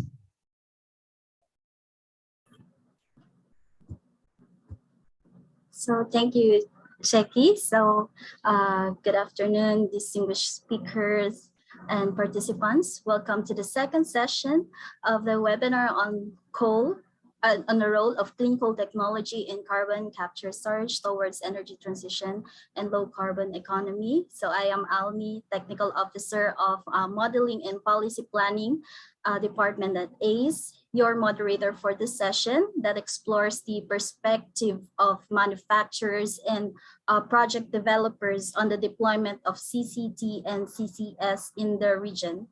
So joining us today are our guest speakers, Dr. Masato Tamura from IHI Corporation and Mr. Yoshihiro Sawada of Japan CCS Co. Limited. This would definitely be an interesting session, having both of our very experienced and knowledgeable speakers. So to our participants and commentators, let me just remind you that if you have questions during the sessions, just feel free to type them in the Q&A box, and we shall address them in the Q&A portion of the session. Now, without further ado, let me introduce you to our first speaker, Dr. Masato Tamura. Dr. Masato Tamura is currently the director of IHI Solid Biomass Malaysia, a wholly owned subsidiary of IHI Corporation, a company that operates as an integrated operation and maintenance company, providing wide series of boiler maintenance and operation expertise inclusive of engineering solutions, technical consultancies, and procurement of OEM parts. So our speaker has been a part of the IHI family for more than 30 years now, and previously holding a position of managing director for power systems. Dr. Tamura obtained his Doctor of Engineering degree at the Tokyo Institute of Technology and master's degree in energy at Toyohashi University of Technology. His current interest lies in combining his work experience with new technologies like machine learning and artificial intelligence. So it is my pleasure to give the floor to Dr. Masato Tamura. Please, the floor is yours. Thank you very much, Aruni-san.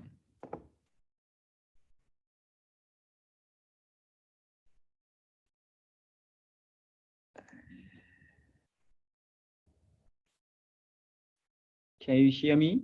I want to share my presentation material. Do you have trouble sharing the screen? No, okay. I think it's okay, it's working. Is it okay? Yes, we can see it clearly. Okay. Thank you very much, Aruni-san. Aruni-san already explained me, so then I skip the first page. But my name is Masato Tamura. I want to explain the technology for the coal utilization, clean coal utilization. I have one question to everybody. What must be reduced to prevent global warming? One, coal must be stopped to use. Second, coal-fired power station must be demolished, or CO2 discharge to environment must be reduced. I think the correct answer is number 3. CO2 discharging must be reduced. So then I think coal and the coal-fired power plant are not enemy for us. And now the renewable energy introducing is increasing. So then this graph showing example of the solar power output in 18th of May in Malaysia is, as you know, the renewable energy like PV and wind is not stable energy, or sorry, electricity source. So then, of course, at night time, no electricity power coming from PV. So then somebody must stabilize grid electricity. I think this balancing requirement is owned by thermal power station and energy storage system. This is today's my presentation content. One is fuel switching and CO2 capture to reduce CO2 emission. Biomass co-firing and ammonia co-firing, CO2 capture, and other is balancing technologies. 1. Biomass. Power generation using biomass as fuel, which grows by absorbing CO2 through photosynthesis, is considered to be CO2 neutral for the purpose of the Kyoto Protocol. Here's the upper side showing the carbon cycle for the coal utilization. The plant is the origin of the coal. So consuming the 300 million years, plant will be coal, become coal. And just 10 seconds firing coal produces CO2. And this CO2 is absorbed by plant photosynthesis. So then this carbon cycle is, let's say, 300 million plus 20 years. But if we utilize use of biomass directly in a combustion, this carbon cycle is only 20 years. So that's why we said biomass is carbon neutral fuel. Important thing is not CO2 free. Anyway, firing of biomass produces CO2, but just we said CO2 neutral. Now, our company is concerned to, no, not concerned, sorry, concentrate to produce such a renewable fuel. This is a palm plantation. This showing the palm plantation. This is a palm tree. Is collecting a fresh fruit bunch with fruits. This fruit squeezed to produce a crude palm oil. This is the product. But the other things, this tree itself, every 20 or 30 years, cutting everything and the plantation again. This tree is a byproduct, let's say waste, solid waste. And after removing the fruits, empty fruit bunch, EFB is also solid waste. And liquid waste is POME, palm oil meal effluent. So these three are main waste from palm industry. Then we are trying to make a OPT or oil palm trunk pellet and EFB pellet. And from POME, we try to recover the oil, residue oil, and applying the anaerobic technique to produce a biogas. So then this kind of solid fuel is easy to fire in the coal-fired boilers. So this picture is just showing our pellet production factory. This is a palm mill. This factory produces crude palm oil. We installed this part is wet process and the dry process. EFB, empty fruit bunch receiving from palm mill, and shredding, washing, pressing. Then convey to the drying process, drying, cutting, pelletizing. This is a photo of the pelletizer. You can find the EFB pellet here. So this kind of solid fuel, we can apply for the coal-fired boilers. Yeah, just example, this plant has 5 mills. If we modify the only one mill fit to the biomass, roughly 20% CO2 neutrality can be obtained. If you want to modify the 2 of mill, it will be 40%. So modification part, pulverizer, burners, fuel pipe, fuel feeder, bunker, safety related equipment, and control system. But if you want to fire 100% of EFB pellet, for example, all mill will be modified for biomass EFB pellet. Then you can get 100% CO2 neutrality. This is a biomass firing. And second is ammonia. We are concentrate ammonia co-firing also. Sorry. Here is a formula, chemical formula. 4 ammonia plus 3 oxygen equal 6 water plus 2 nitrogen. So then, of course, there is no CO2. This is our test facility, one of the test facilities. Coal firing rate is 200 kg per hour. This is cylindrical horizontal furnace. Only one burner is installed in the one side. From the side, there are many observation ports. So one observation port I used to take a photo. This is a frame photo. Here is a throat. The pulverized coal is coming from left side to right side. Let's say these are pulverized coal flame.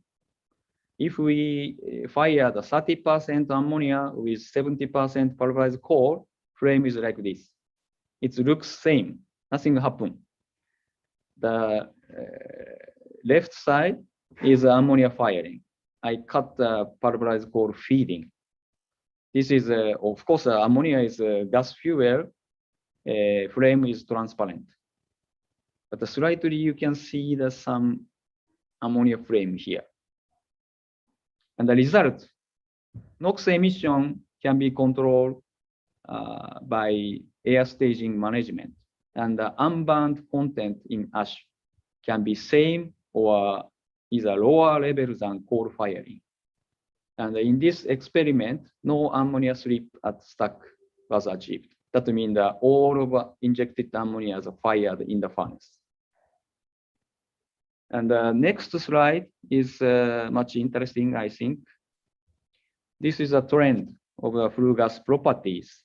The horizontal axis shows the time, 2 p.m. to 4 p.m. And the vertical axis showing the, for example, NOx, SOx, ammonia concentration in ppm. And the right is O2 and the CO2 concentration in percent dry basis. Here the coal, 2 to 230 around is coal firing condition. Coal 60 kg per hour and ammonia 50 kg per hour. So coal firing condition. This coal firing condition, this facility is a little bit small, so then the coal injection rate is fluctuating. That's why the SOx also fluctuating this purple line, but roughly 220 ppm. And the red line shows the CO2 concentration in flue gas, that is roughly 12%, 12%. Then this timing, I cut off the coal feeding. So then from here to this is ammonia firing. So you can see the red line and the purple line go to 0. Of course, ammonia doesn't have sulfur and carbon content. This is an obvious result, but the trend showed a very impact, I think. And NOx, here we changed the staging ratio, 40, 30, 25, 26. Then NOx level is 30 ppm, 80 ppm, almost 300 ppm. So then NOx can be controlled by staging air technique, staging combustion technique. Now this ammonia co-firing is planning to do the demonstration. JERA and IHI is now planning to do the demonstration in 1,000 megawatt coal-fired power station. This is Hekinan power station, 3 of 700 megawatt unit and 2 of 1,000 megawatt unit. Unit 4, 1,000 megawatt coal-fired power station will be applied for the ammonia co-firing demonstration in 2024. Our target co-firing ratio is 20% co-firing on 1,000 megawatt. Hopefully, this test will be carried out on 2024. Okay, next, CO2 capture. There are two major CO2 capture technologies. One is oxy-fuel combustion and one is post-combustion capture, PCC. Oxy-fuel, coal can burn with oxygen only. Of course, the nitrogen is not required for the combustion. So then here we install the air separation unit to produce oxygen and fired with coal. This flue gas is recirculated and mixed with oxygen to make a simulated air, let's say, mimic air. This CO2 is for prevent too high flame temperature, to prevent too high flame temperature. So then we make a mimic air here, then fire. The result, the CO2 concentration in flue gas can be high enough, more than 90 or 95% is possible. So then easy to capture this technique. We already did the demonstration in the Kalaid power station, number 4. Electricity output is 30 megawatt. We did the demonstration in 2012 to 2015. So this technology is already commercially available. This is a member for this demonstration. and PCC, carbon capture, by using amine liquid. This is a normal boiler, let's say, coal fired with air, the flue gas. CO2 concentration is 15% or so 14% or something. Then we put the carbon capture equipment here. Then we can collect the CO2. So this is a very small equipment, but we already installed in the Loy Power Station in Australia by sucking the actual flue gas and capture the CO2 from flue gas. So these two technologies are already commercially available. Then, of course, this can apply for retrofitting, not only for the new coal-fired plant.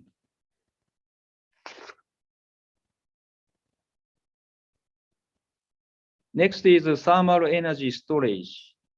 So as I said, renewable energy, most of renewable energy are not stable. So then some of stable technique is required. There are many of energy storage technologies, battery, RICE, CAES, thermal, hydro. So then now thermal storage is in the range of here. The horizontal is megawatt, watt hour, and the vertical is supply period. So then this schematic is just an example of the system. The renewable introduced to the electric heater, and this thermal storage system absorb the heat and store as heat. So then if for example, coal-fired power station need additional heat, this storage system release the heat to supply this system. So then this system can store the surplus renewable energy, electricity, and can assist the thermal power plant to load changing or start and stop. So then for material for the thermal storage, maybe molten salt or fixed bed or simply brick can be used to store the thermal energy. Last one is mill and burner modification. Yamada-san already explained a little bit. So again, a coal-fired power plant has a mill and burner. So they both modified. If the coal-fired power station can operate under 30 or 40% load, and if the megawatt demand tracking delay can be reduced, coal-fired power plant become more useful and important. One technology we already apply for the power station, the variable speed, variable mill table speed. So then basically this mill table speed is fixed rotation.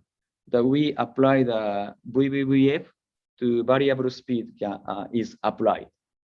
So then mill load changing speed is increased or mill turn down ratio is expand. So that is one for mill side, and the burner side, you already see that this cartoon. This is a burner itself, pulverized coal plus transport air coming here, and we installed here is a concentration control ring we call magic ring. Then make a PC, pulverized coal rich flow we make in the burner. So this rich flow established a stable frame in the furnace. So then actually with these two technologies, minimum coal-fired boilers load can reach 15% load, 1.5. So then actually with these technologies, coal-fired power station can operate from 1.5 to 100. Last slide is showing the actual result. These two technologies applied for 700 megawatt coal-fired boilers power station.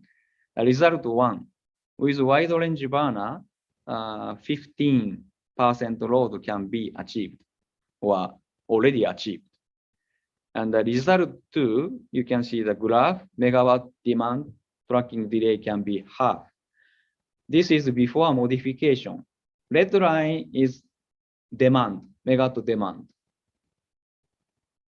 And the blue line is actual output. Many of delays you can find. And after modification, a little bit different, but almost similar V load changing. Red is demand, and the blue is actual output. The actual output can, not perfectly, but can follow the demand. So then this blue painted area is reduced almost half, more than half of before modification. So then this is the last slide. With proper or certain technology, coal-fired power station is more important and useful, even in the future, I think. Okay, thank you very much. That's all.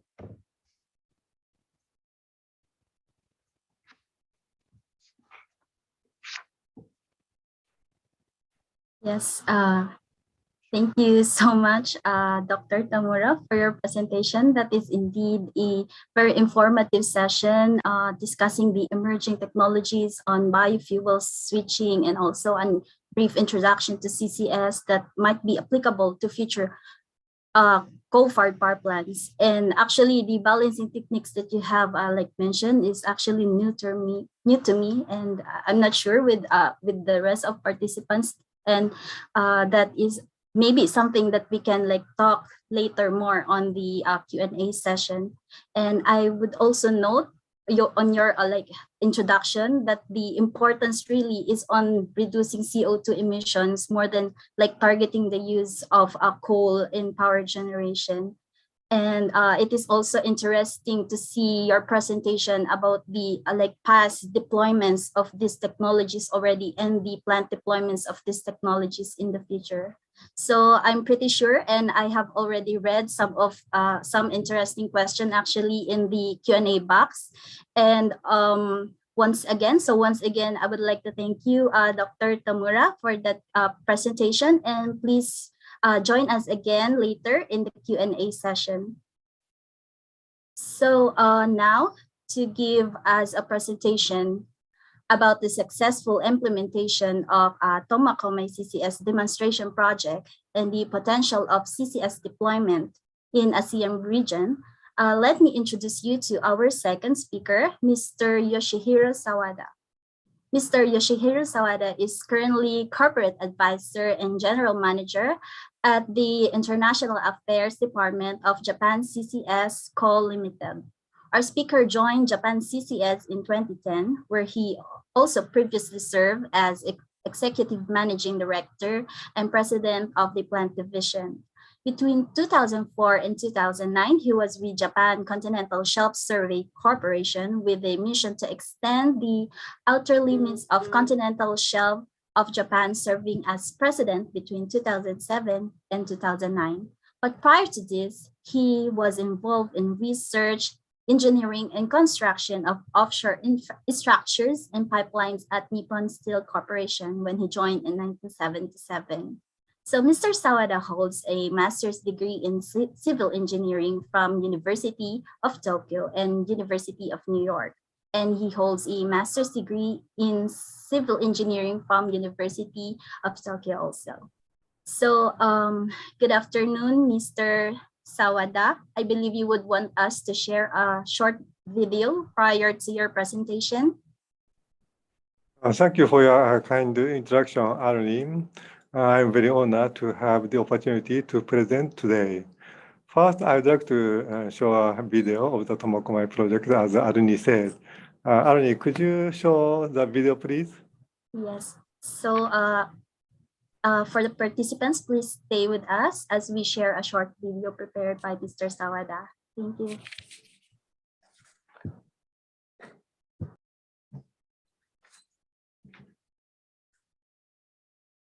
Arnie, I'm afraid that we can't hear the sound. Silent.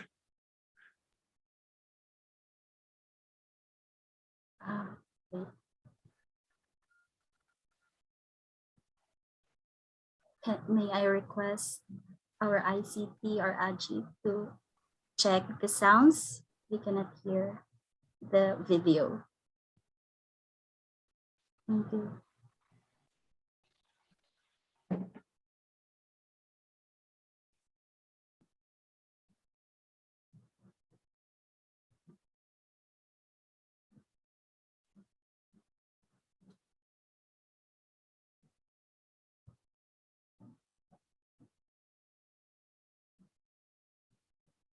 Please stay with us a bit. We are trying to reshare it with sounds this time.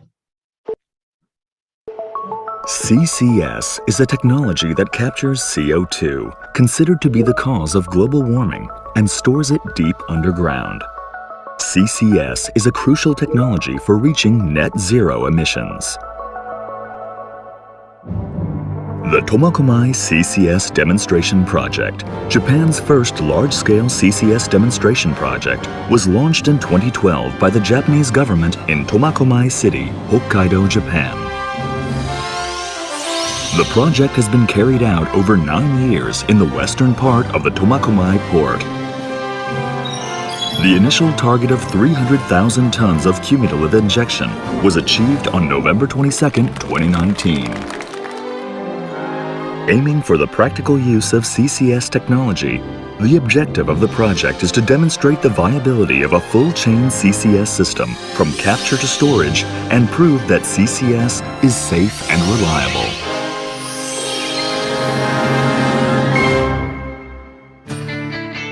The CO2 source is a gas supply facility in the Idemitsu Kosan Hokkaido refinery, adjacent to the Tomakomai demonstration plant. Gas containing carbon dioxide is sent by a pipeline to the Tomakomai facilities. In the Tomakomai capture facilities, an advanced energy-saving absorption process is applied. The captured carbon dioxide is then sent to a compression facility to be injected into deep offshore sub-seabed reservoirs. The 2 injection wells in this project were drilled from onshore toward 2 offshore sub-seabed reservoirs using directional drilling technology. One well targets the Moebetsu Formation, a sandstone layer between the depths of 1,000 to 1,200 meters. The other well extends into the Takinoue Formation, a volcaniclastic layer between 2,400 to 2,800 meters deep. By drilling the wells from onshore to offshore, drilling costs were saved and disturbance of the marine environment, port, and fishing activities was avoided. An extensive monitoring system was established to monitor the behavior of the injected CO2, as well as natural earthquakes and microseismicity. Temperature and pressure sensors were set in the injection wells to monitor the reservoir conditions.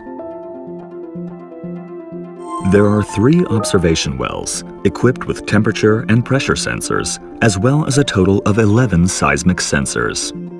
In addition, an ocean bottom cable equipped with 72 seismic sensors and 4 ocean bottom seismometers are continuously monitoring the sub-seabed conditions. Now, a brief introduction of the results of the Tomakomai project obtained to date. Microseismicity monitoring, conducted by the observation wells, the OBC, and the OBSs, detected naturally occurring events in the deep subsurface prior to, during, and after CO2 injection. But none have been attributed to CO2 injection. In addition, a total of 7 seismic surveys prior to, during, and after the CO2 injection were conducted in order to monitor the behavior of the injected CO2. The results of the seismic surveys indicated the evolution of the CO2 plume at the reservoir. Seasonal marine environmental surveys conducted at 12 survey points above the CO2 injection points detected no seepage of the injected CO2. The monitoring activities, comprised of microseismicity monitoring, seismic surveys, and marine environmental surveys, have confirmed that the CO2 is being stored safely and securely. The CO2 absorption tower uses activated amine to absorb the carbon dioxide. The 3 towers comprising the main equipment in this advanced process achieved world-class energy efficiency.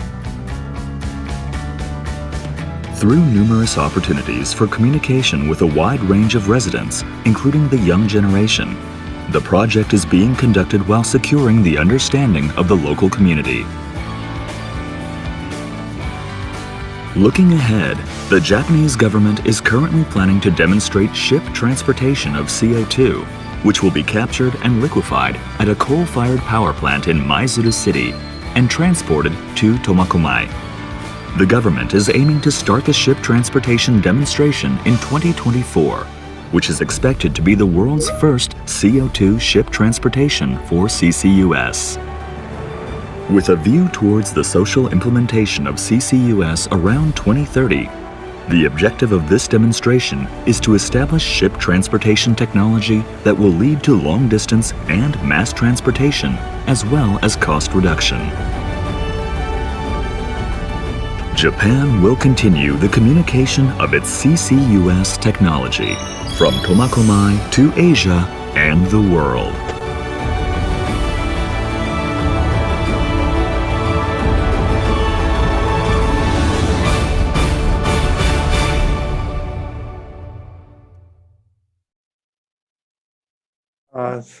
Thank you for your attention to the video. I would like to make a presentation about the Tomakomai CCS demonstration project and the opportunity for CCS in the Asean region. Let me share the slide. Just a moment, please.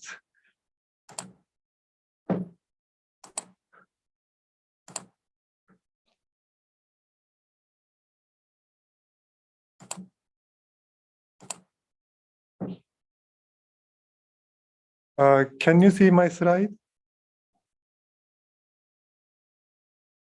Can you see my slide? Yes, Sawada-san, but can it be played like full screen on your side? Yes, it's a full screen. Just a moment, please. Okay, thank you. Okay, let me try. How about this? Yes, better. Full screen already. Thank you so much. Okay.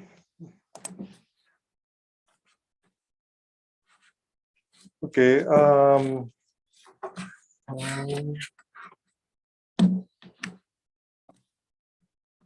Just a moment, please.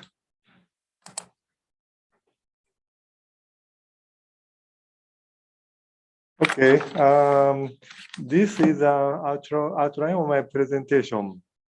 First is key results of Tomakomai project and looking ahead, followed by opportunity for CCS in Asian region, ASEAN region. I will provide some additional explanation to what was shown in the video. This slide summarizes the main features of the Tomakomai project. It is the first full-chain CCS project in Japan, which means it spans the entire chain from CO2 capture to storage. It is still the only full-chain CCS project in Japan. We installed an energy-efficient CO2 capture process, which achieved world-class performance. The injection wells were drilled in a unique way as deviated wells from onshore to offshore, targeting subsea bed reservoirs. It is the world's first application of deviated drilling to CCS. An extensive monitoring system was deployed. we confirmed that the CO2 was being stored safely and also addressed concerns about earthquakes. The project is the world's first CCS project in a large city. Other existing projects are in rural or remote areas. Extensive public engagement is being conducted to secure the understanding of the local community. This slide summarizes the key result of the Tomokomai project.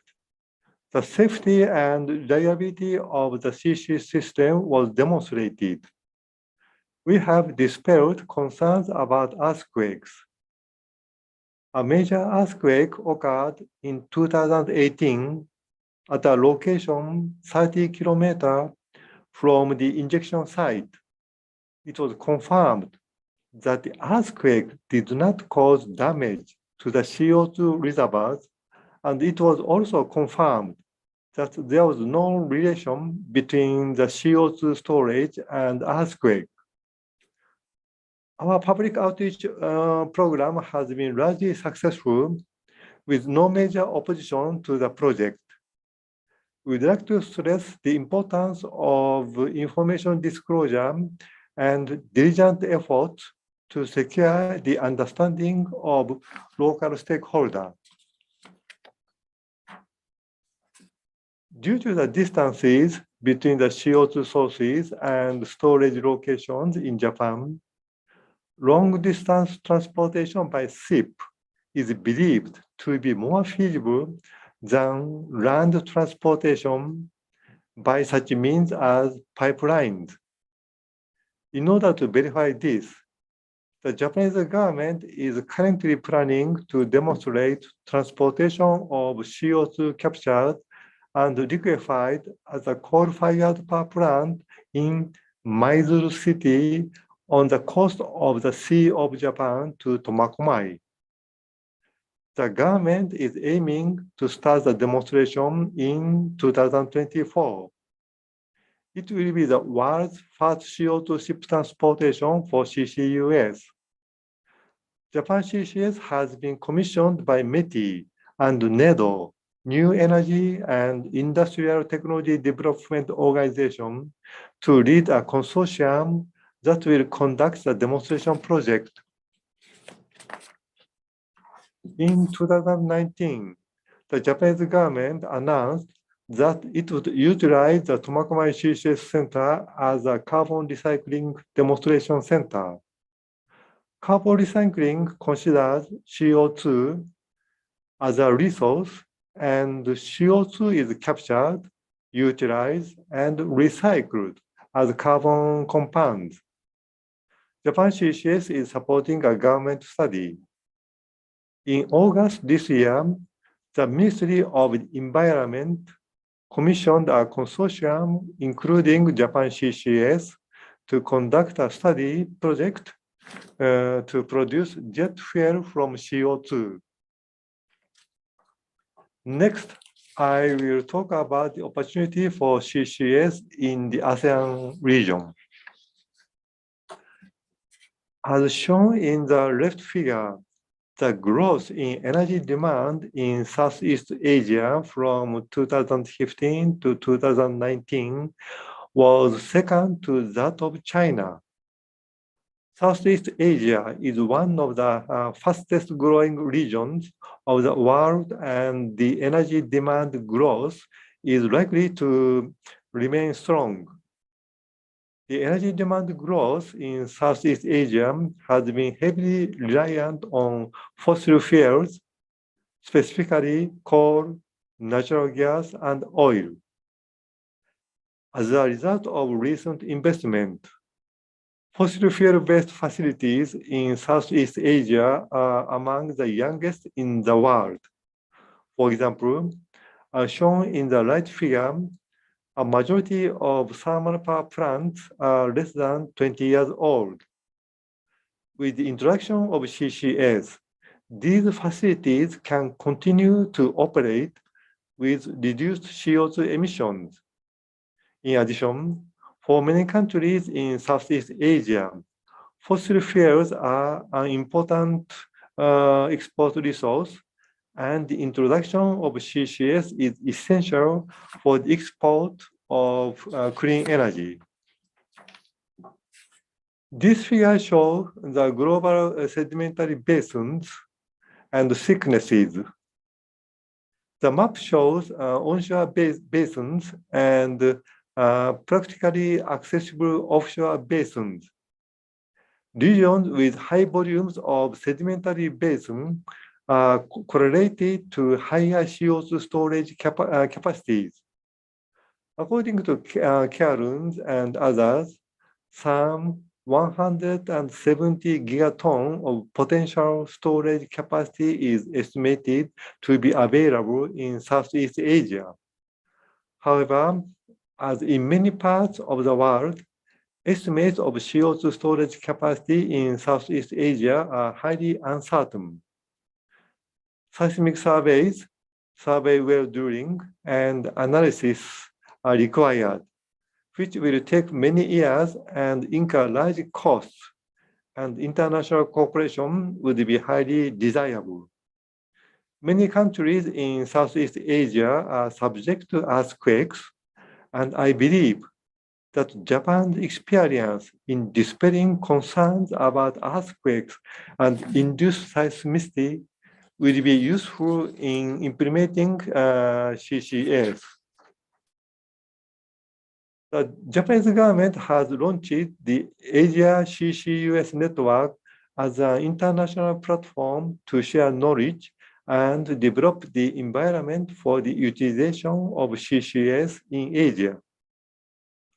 The mission of the Asia CCUS network is to facilitate the deployment of CCUS in the EAS region by 1. Promoting knowledge sharing through annual forums, conferences, workshops, and meetings. 2. Conducting research studies on technical, economical, and legal standards of CCUS. And 3. Holding capacity building trainings.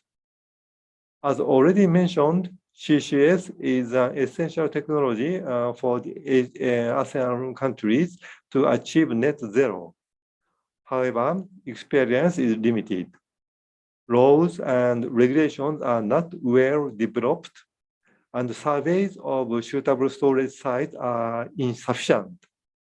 Therefore, it is necessary to promote international cooperation through organizations such as the Asia CCS network in order to develop CCS in the ASEAN countries. This concludes my presentation. Thank you for your attention. Let me stop sharing just a moment, please. Okay. Did I stop the sharing?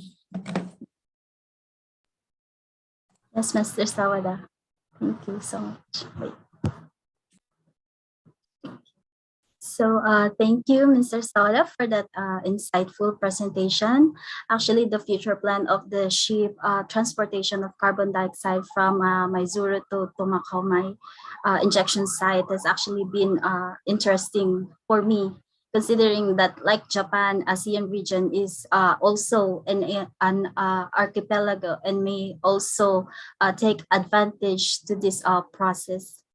So, so to the participants right now, we are, now that we are done with the presentations with our two speakers, I am now opening the floor for the Q&A portion. So may I request Dr. Tamura to join us again, please? Yes. Thanks.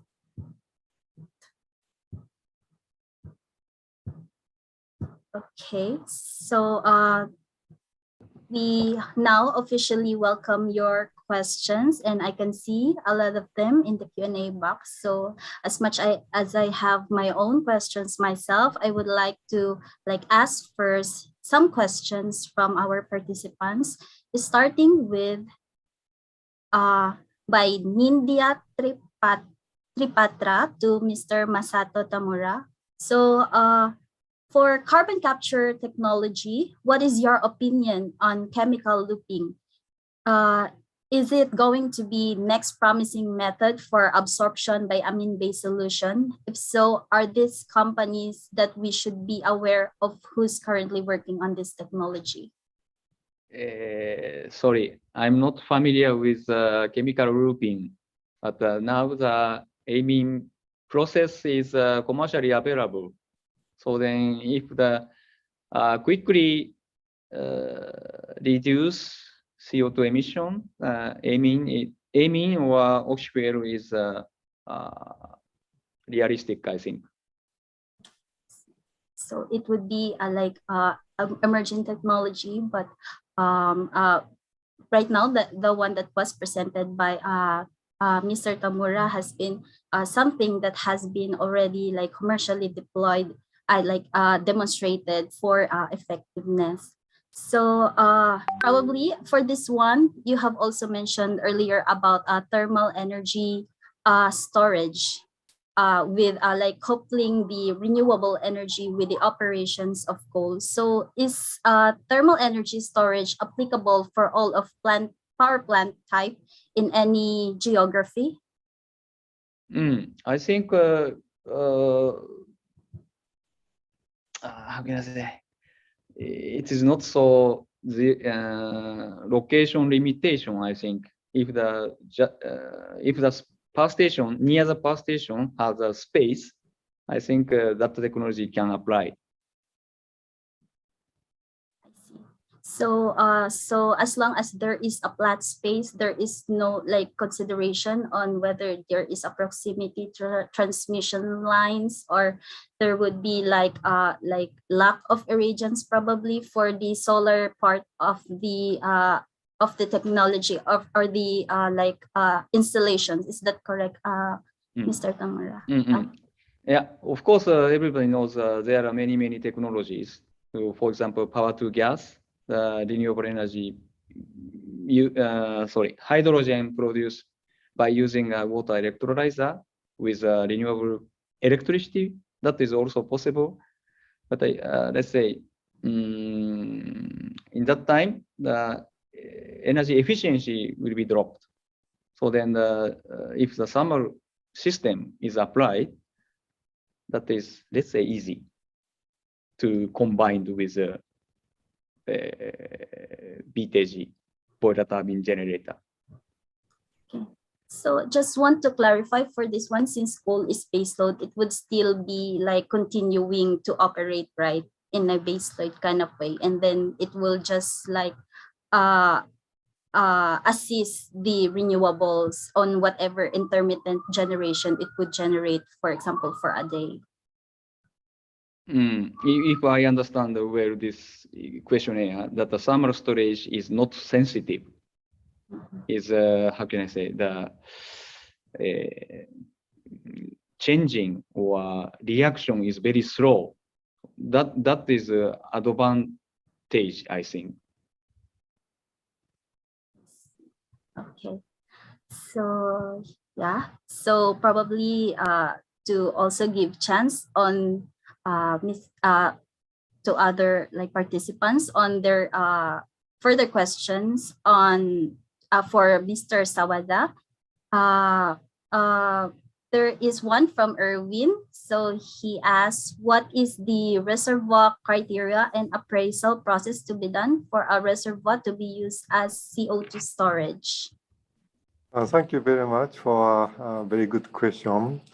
The criteria of a reservoir is, say, at first, the reservoir should have sufficient capacity to store CO2, and the reservoir should have a cap lock so that CO2 will not leak, and also there should not be an active fault in the reservoir, near the reservoirs, because if there are active faults near the reservoir, injection of CO2 may induce seismicity. So we conduct two-dimensional, three-dimensional seismic survey at first, And then we will drill the exploration wells, and we'll see exact, geological conditions. And this is a process to secure the safety reservoir. Because I've also get to see that some also of the concern with regards to CCS like deployment has been the safety. But when I saw the presentations of Mr. Sawada earlier, I can see that the safety has been utmost like considered, given all of the tests and all of the sensors that was installed to make sure that of the safety of this CO2 storage in the Tomakomai. Yes. So the burning questions actually is that we were able to present the the technical aspects of like CCS and other CCT emerging technologies, but the participants would like to ask how feasible it is economically to apply this technology to existing power plant. Okay, may I ask first, Mr. Sawada? Okay. Okay, thank you very much. Basic question. Cost is always a basic problem of CCUS, and according to the experience already done in the world, the cost of CCS is say $50 per ton, or sometimes $100 per ton, or sometimes 150 per ton, something like that. So if we apply CCS to power generation, generation cost would increase significantly.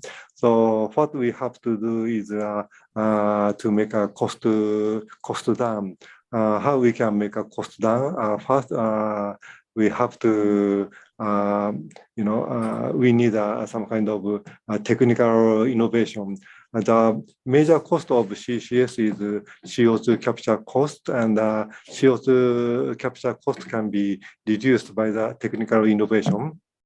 And also CCS cost can be reduced by scale up. Scale up means to develop a large size project, and also experience can contribute to reduce the cost of CCS. So experience, in other words, demonstration project is very important, and we can share the experience and knowledge through international cooperation. Yeah.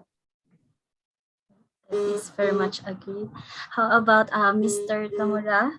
Do you, what would be your response regarding the feasibility of application of the CCT on existing power plants? Yeah, honestly talking, that technology are not feasible. Of course, a coal-fired power station is the cheapest, and just because, for example, oxy-fuel air separation unit is additional equipment, and the carbon capture, Mr. Sawada already said, that was additional equipment. So then the tariff should be increased, not lower than coal-fired power station. And the only one thing is 2 weeks or 3 weeks ago, coal price over the $200 per ton. In that case, biomass fuel is cheaper than coal. But anyway, this global warming must be solved. So then our task is cheaper, but good technology must be developed. We must develop technology. So tariff increase should be as small as possible. I see. Yes, actually, your answer, Dr. Tamura, was kind of related to the question of Delia earlier. So based on your answer, so what do you think on the policies such as carbon tax or carbon market in relation to the support of the deployment of this CCT and CCUS? It's a very hard question. carbon, if, yeah, anyway, some of price must be add for the CO2 capture. So then Sawada-san already said ton CO2, if we capture, somebody must pay for the $50 or something. Otherwise, nobody want to do this. Nobody want to apply this technology. It was just a cost. This is just a cost. So then only way, other way is the CCUS utilization. But this is also currently, this situation, this is also costly. So then we must develop much, let's say, cheaper technique to utilize the CO2. So like from your answer, I'm sensing that we really need like the support, like on top, like not just the carbon tax, but also like support from the governments, perhaps to like support the deployment of this CCT and CCS technology, since like I can see like on the view of private companies like you are, and it would be like costly, as you mentioned, to deploy this on existing power plant. So probably let's go back to the like technical side of like of the your presentation, because the co-firing has actually been one of the technologies that is being explored in like ASEAN. Actually, in Indonesia, there were plans to do biomass co-firing, increasing from like for now 5% to 20%. So as a region that is just starting to like deploy this type of technology, what do you think is the most economical blending ratio that we can like incorporate so far? Because as you have mentioned before in your presentation, that it would like need some modifications per like burners in the generators to like convert this totally into biomass firing generation. Maybe in the beginning phase, just below the 5%, then almost no modification, just storage of the biomass. Then feeding biomass onto the existing coal conveyor, that's it. Below 5%. No modification required for the mill and burner, the coal pipe. Just a storage system is required. Wow, so that is actually like interesting. So if there's no like modification needed for less than 5%, then all of the ASEAN regions that has existing coal-fired power plants can actually do that to reduce the emissions of existing coal-fired power plants. See, and only one thing is the fuel security. 24 hours, 365 days, somebody must supply the biomass fuel.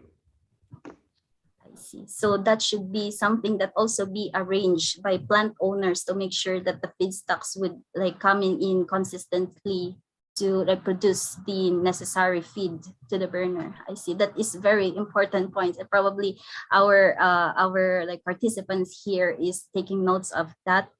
So probably to Mr. Sawada this time, also from Delia.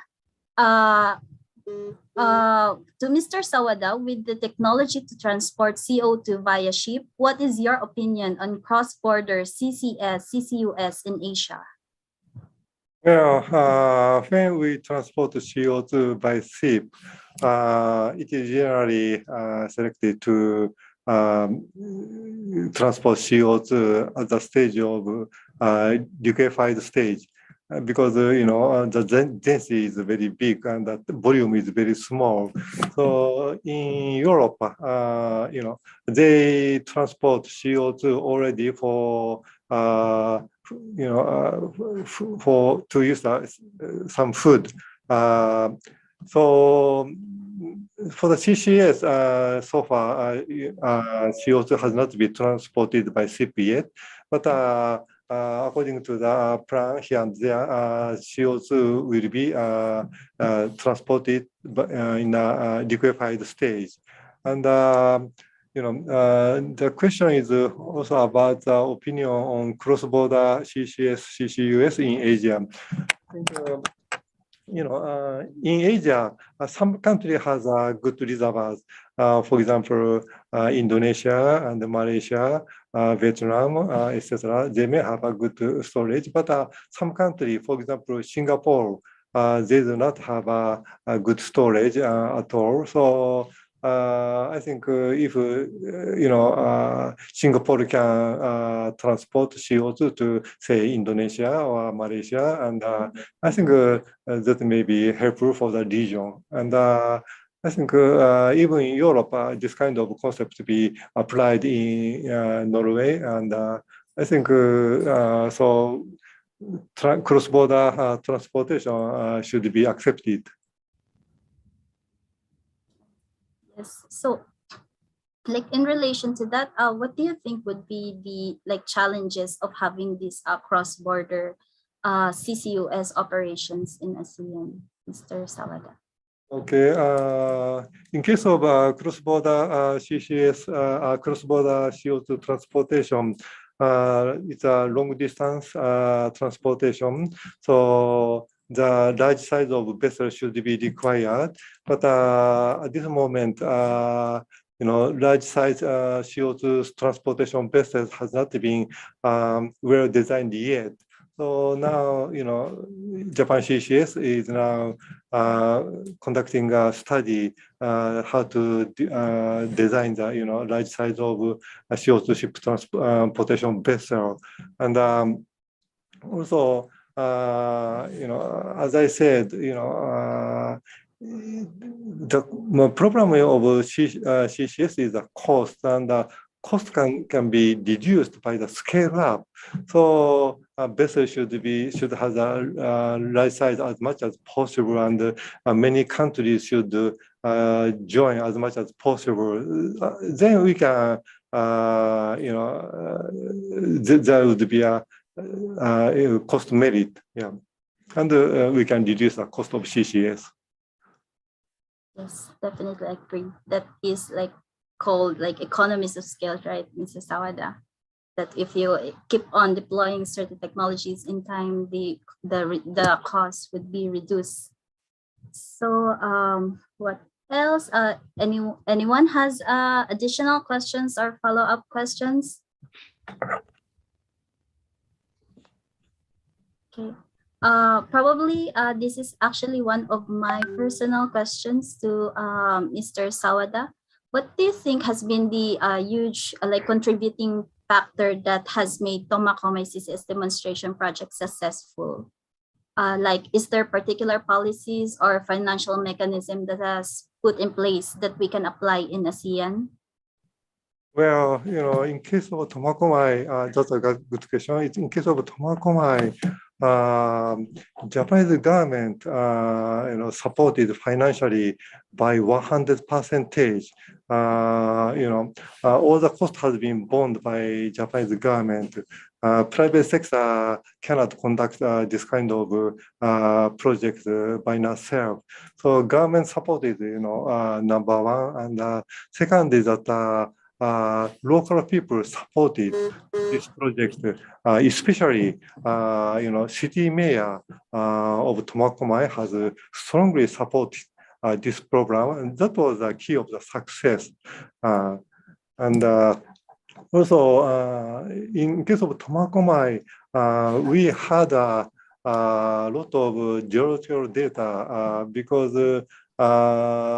one of the largest Japanese oil company has a lot of geological data there. So, we could commence construction of the CCS facilities very fast. The survey period very short. So there are several factors for the success of this project. Most important is the support of the local people, especially the city mayor support, I believe.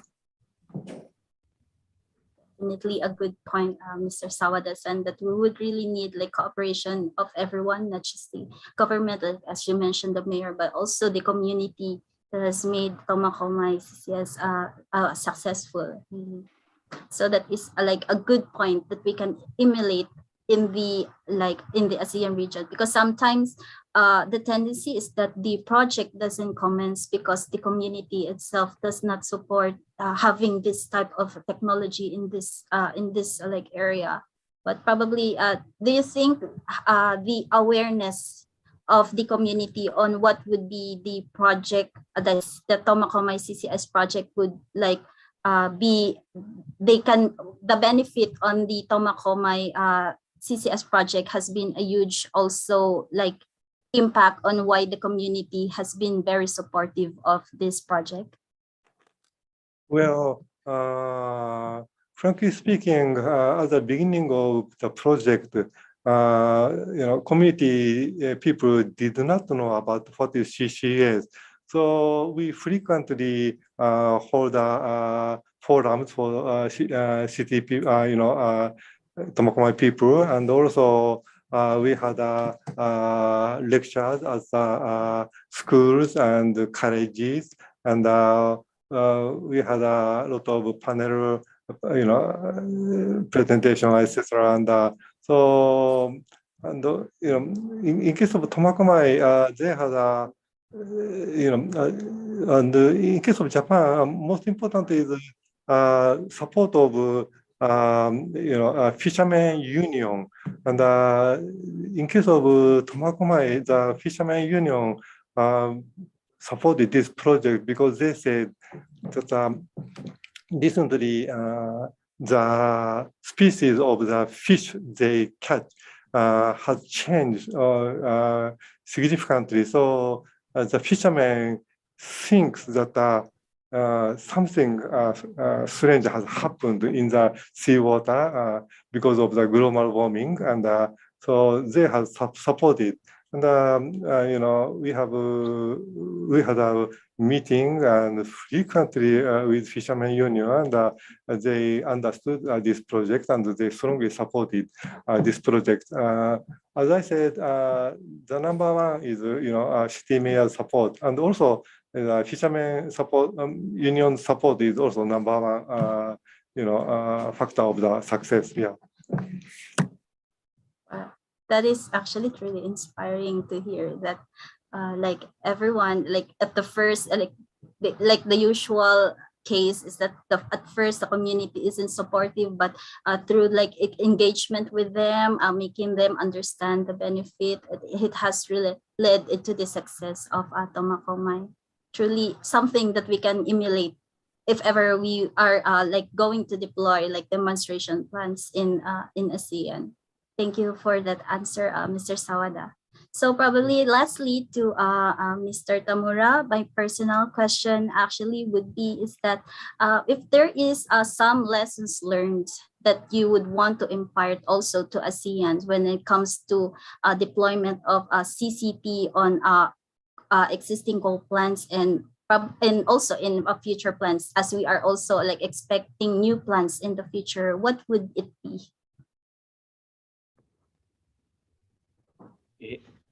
Sorry, your question is this technology with new coal-fired plant? I mean, sorry. So probably because also in your presentations, you have like experience in demonstrations of CCT in like existing power plants, probably some lessons learned on those projects that we might also use in ASEAN if we are going to like incorporate this demonstration projects in our coal-fired power plants. Yeah, sorry, I don't follow you exactly. Sorry, like any advice that you can give to us if we are going to deploy these CCTs on our coal-fired power plants. I'm sorry. Advice? Yeah. Anyway, again, this is not yeah, okay. This is let's say cost. So then the beginning phase, the government support is strongly needed anyway. So then we also must do the lobbying action with government. So then the government support is needed to introduce these technologies. Technologies are already applied, applicable anyway. But the problem is tariff. Tariff must increase. So then any finance support is needed. Very well noted, Mr. Tamura-san. So yes, I definitely agree with that. So I guess as we are not receiving any new questions from our audience, probably to conclude this session, we have learned what has been the emerging technologies in view of CCT and CCS and some successful implementation of those technology, which has been a huge evidence that CCT and CCS deployment is actually possible and very effective in mitigating bulk release of emissions to the atmosphere. Common questions from our audience is if we are going to share the materials, the answer is that the materials that were used today will be shared to the participants. However, due to the confidentiality of some information from IHI Corporation presentation, please, we would like to ask you to avoid from resharing these slides to non-participants. Another note that we would want to raise is that due to the volume of questions from earlier session and this session, we can't respond to them all in the sessions and the previous ones. So we will try our best to address them in email. So I think that concludes our second session. Thank you so much, Dr. Tamura and Mr. Sawada, for all your insight. It has been very helpful and inspiring to see that this deployments is actually being done or demonstrated in the not just in the region but also in other regions. Okay, back to the Chiki on this. Thank you so much. Thank you, Ms. Almi, Ms. Rika, and all the panelists for the very interesting discussions.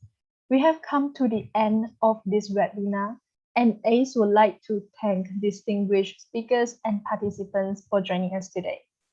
We wish you a blessed day, stay healthy amidst the pandemic, and stay safe.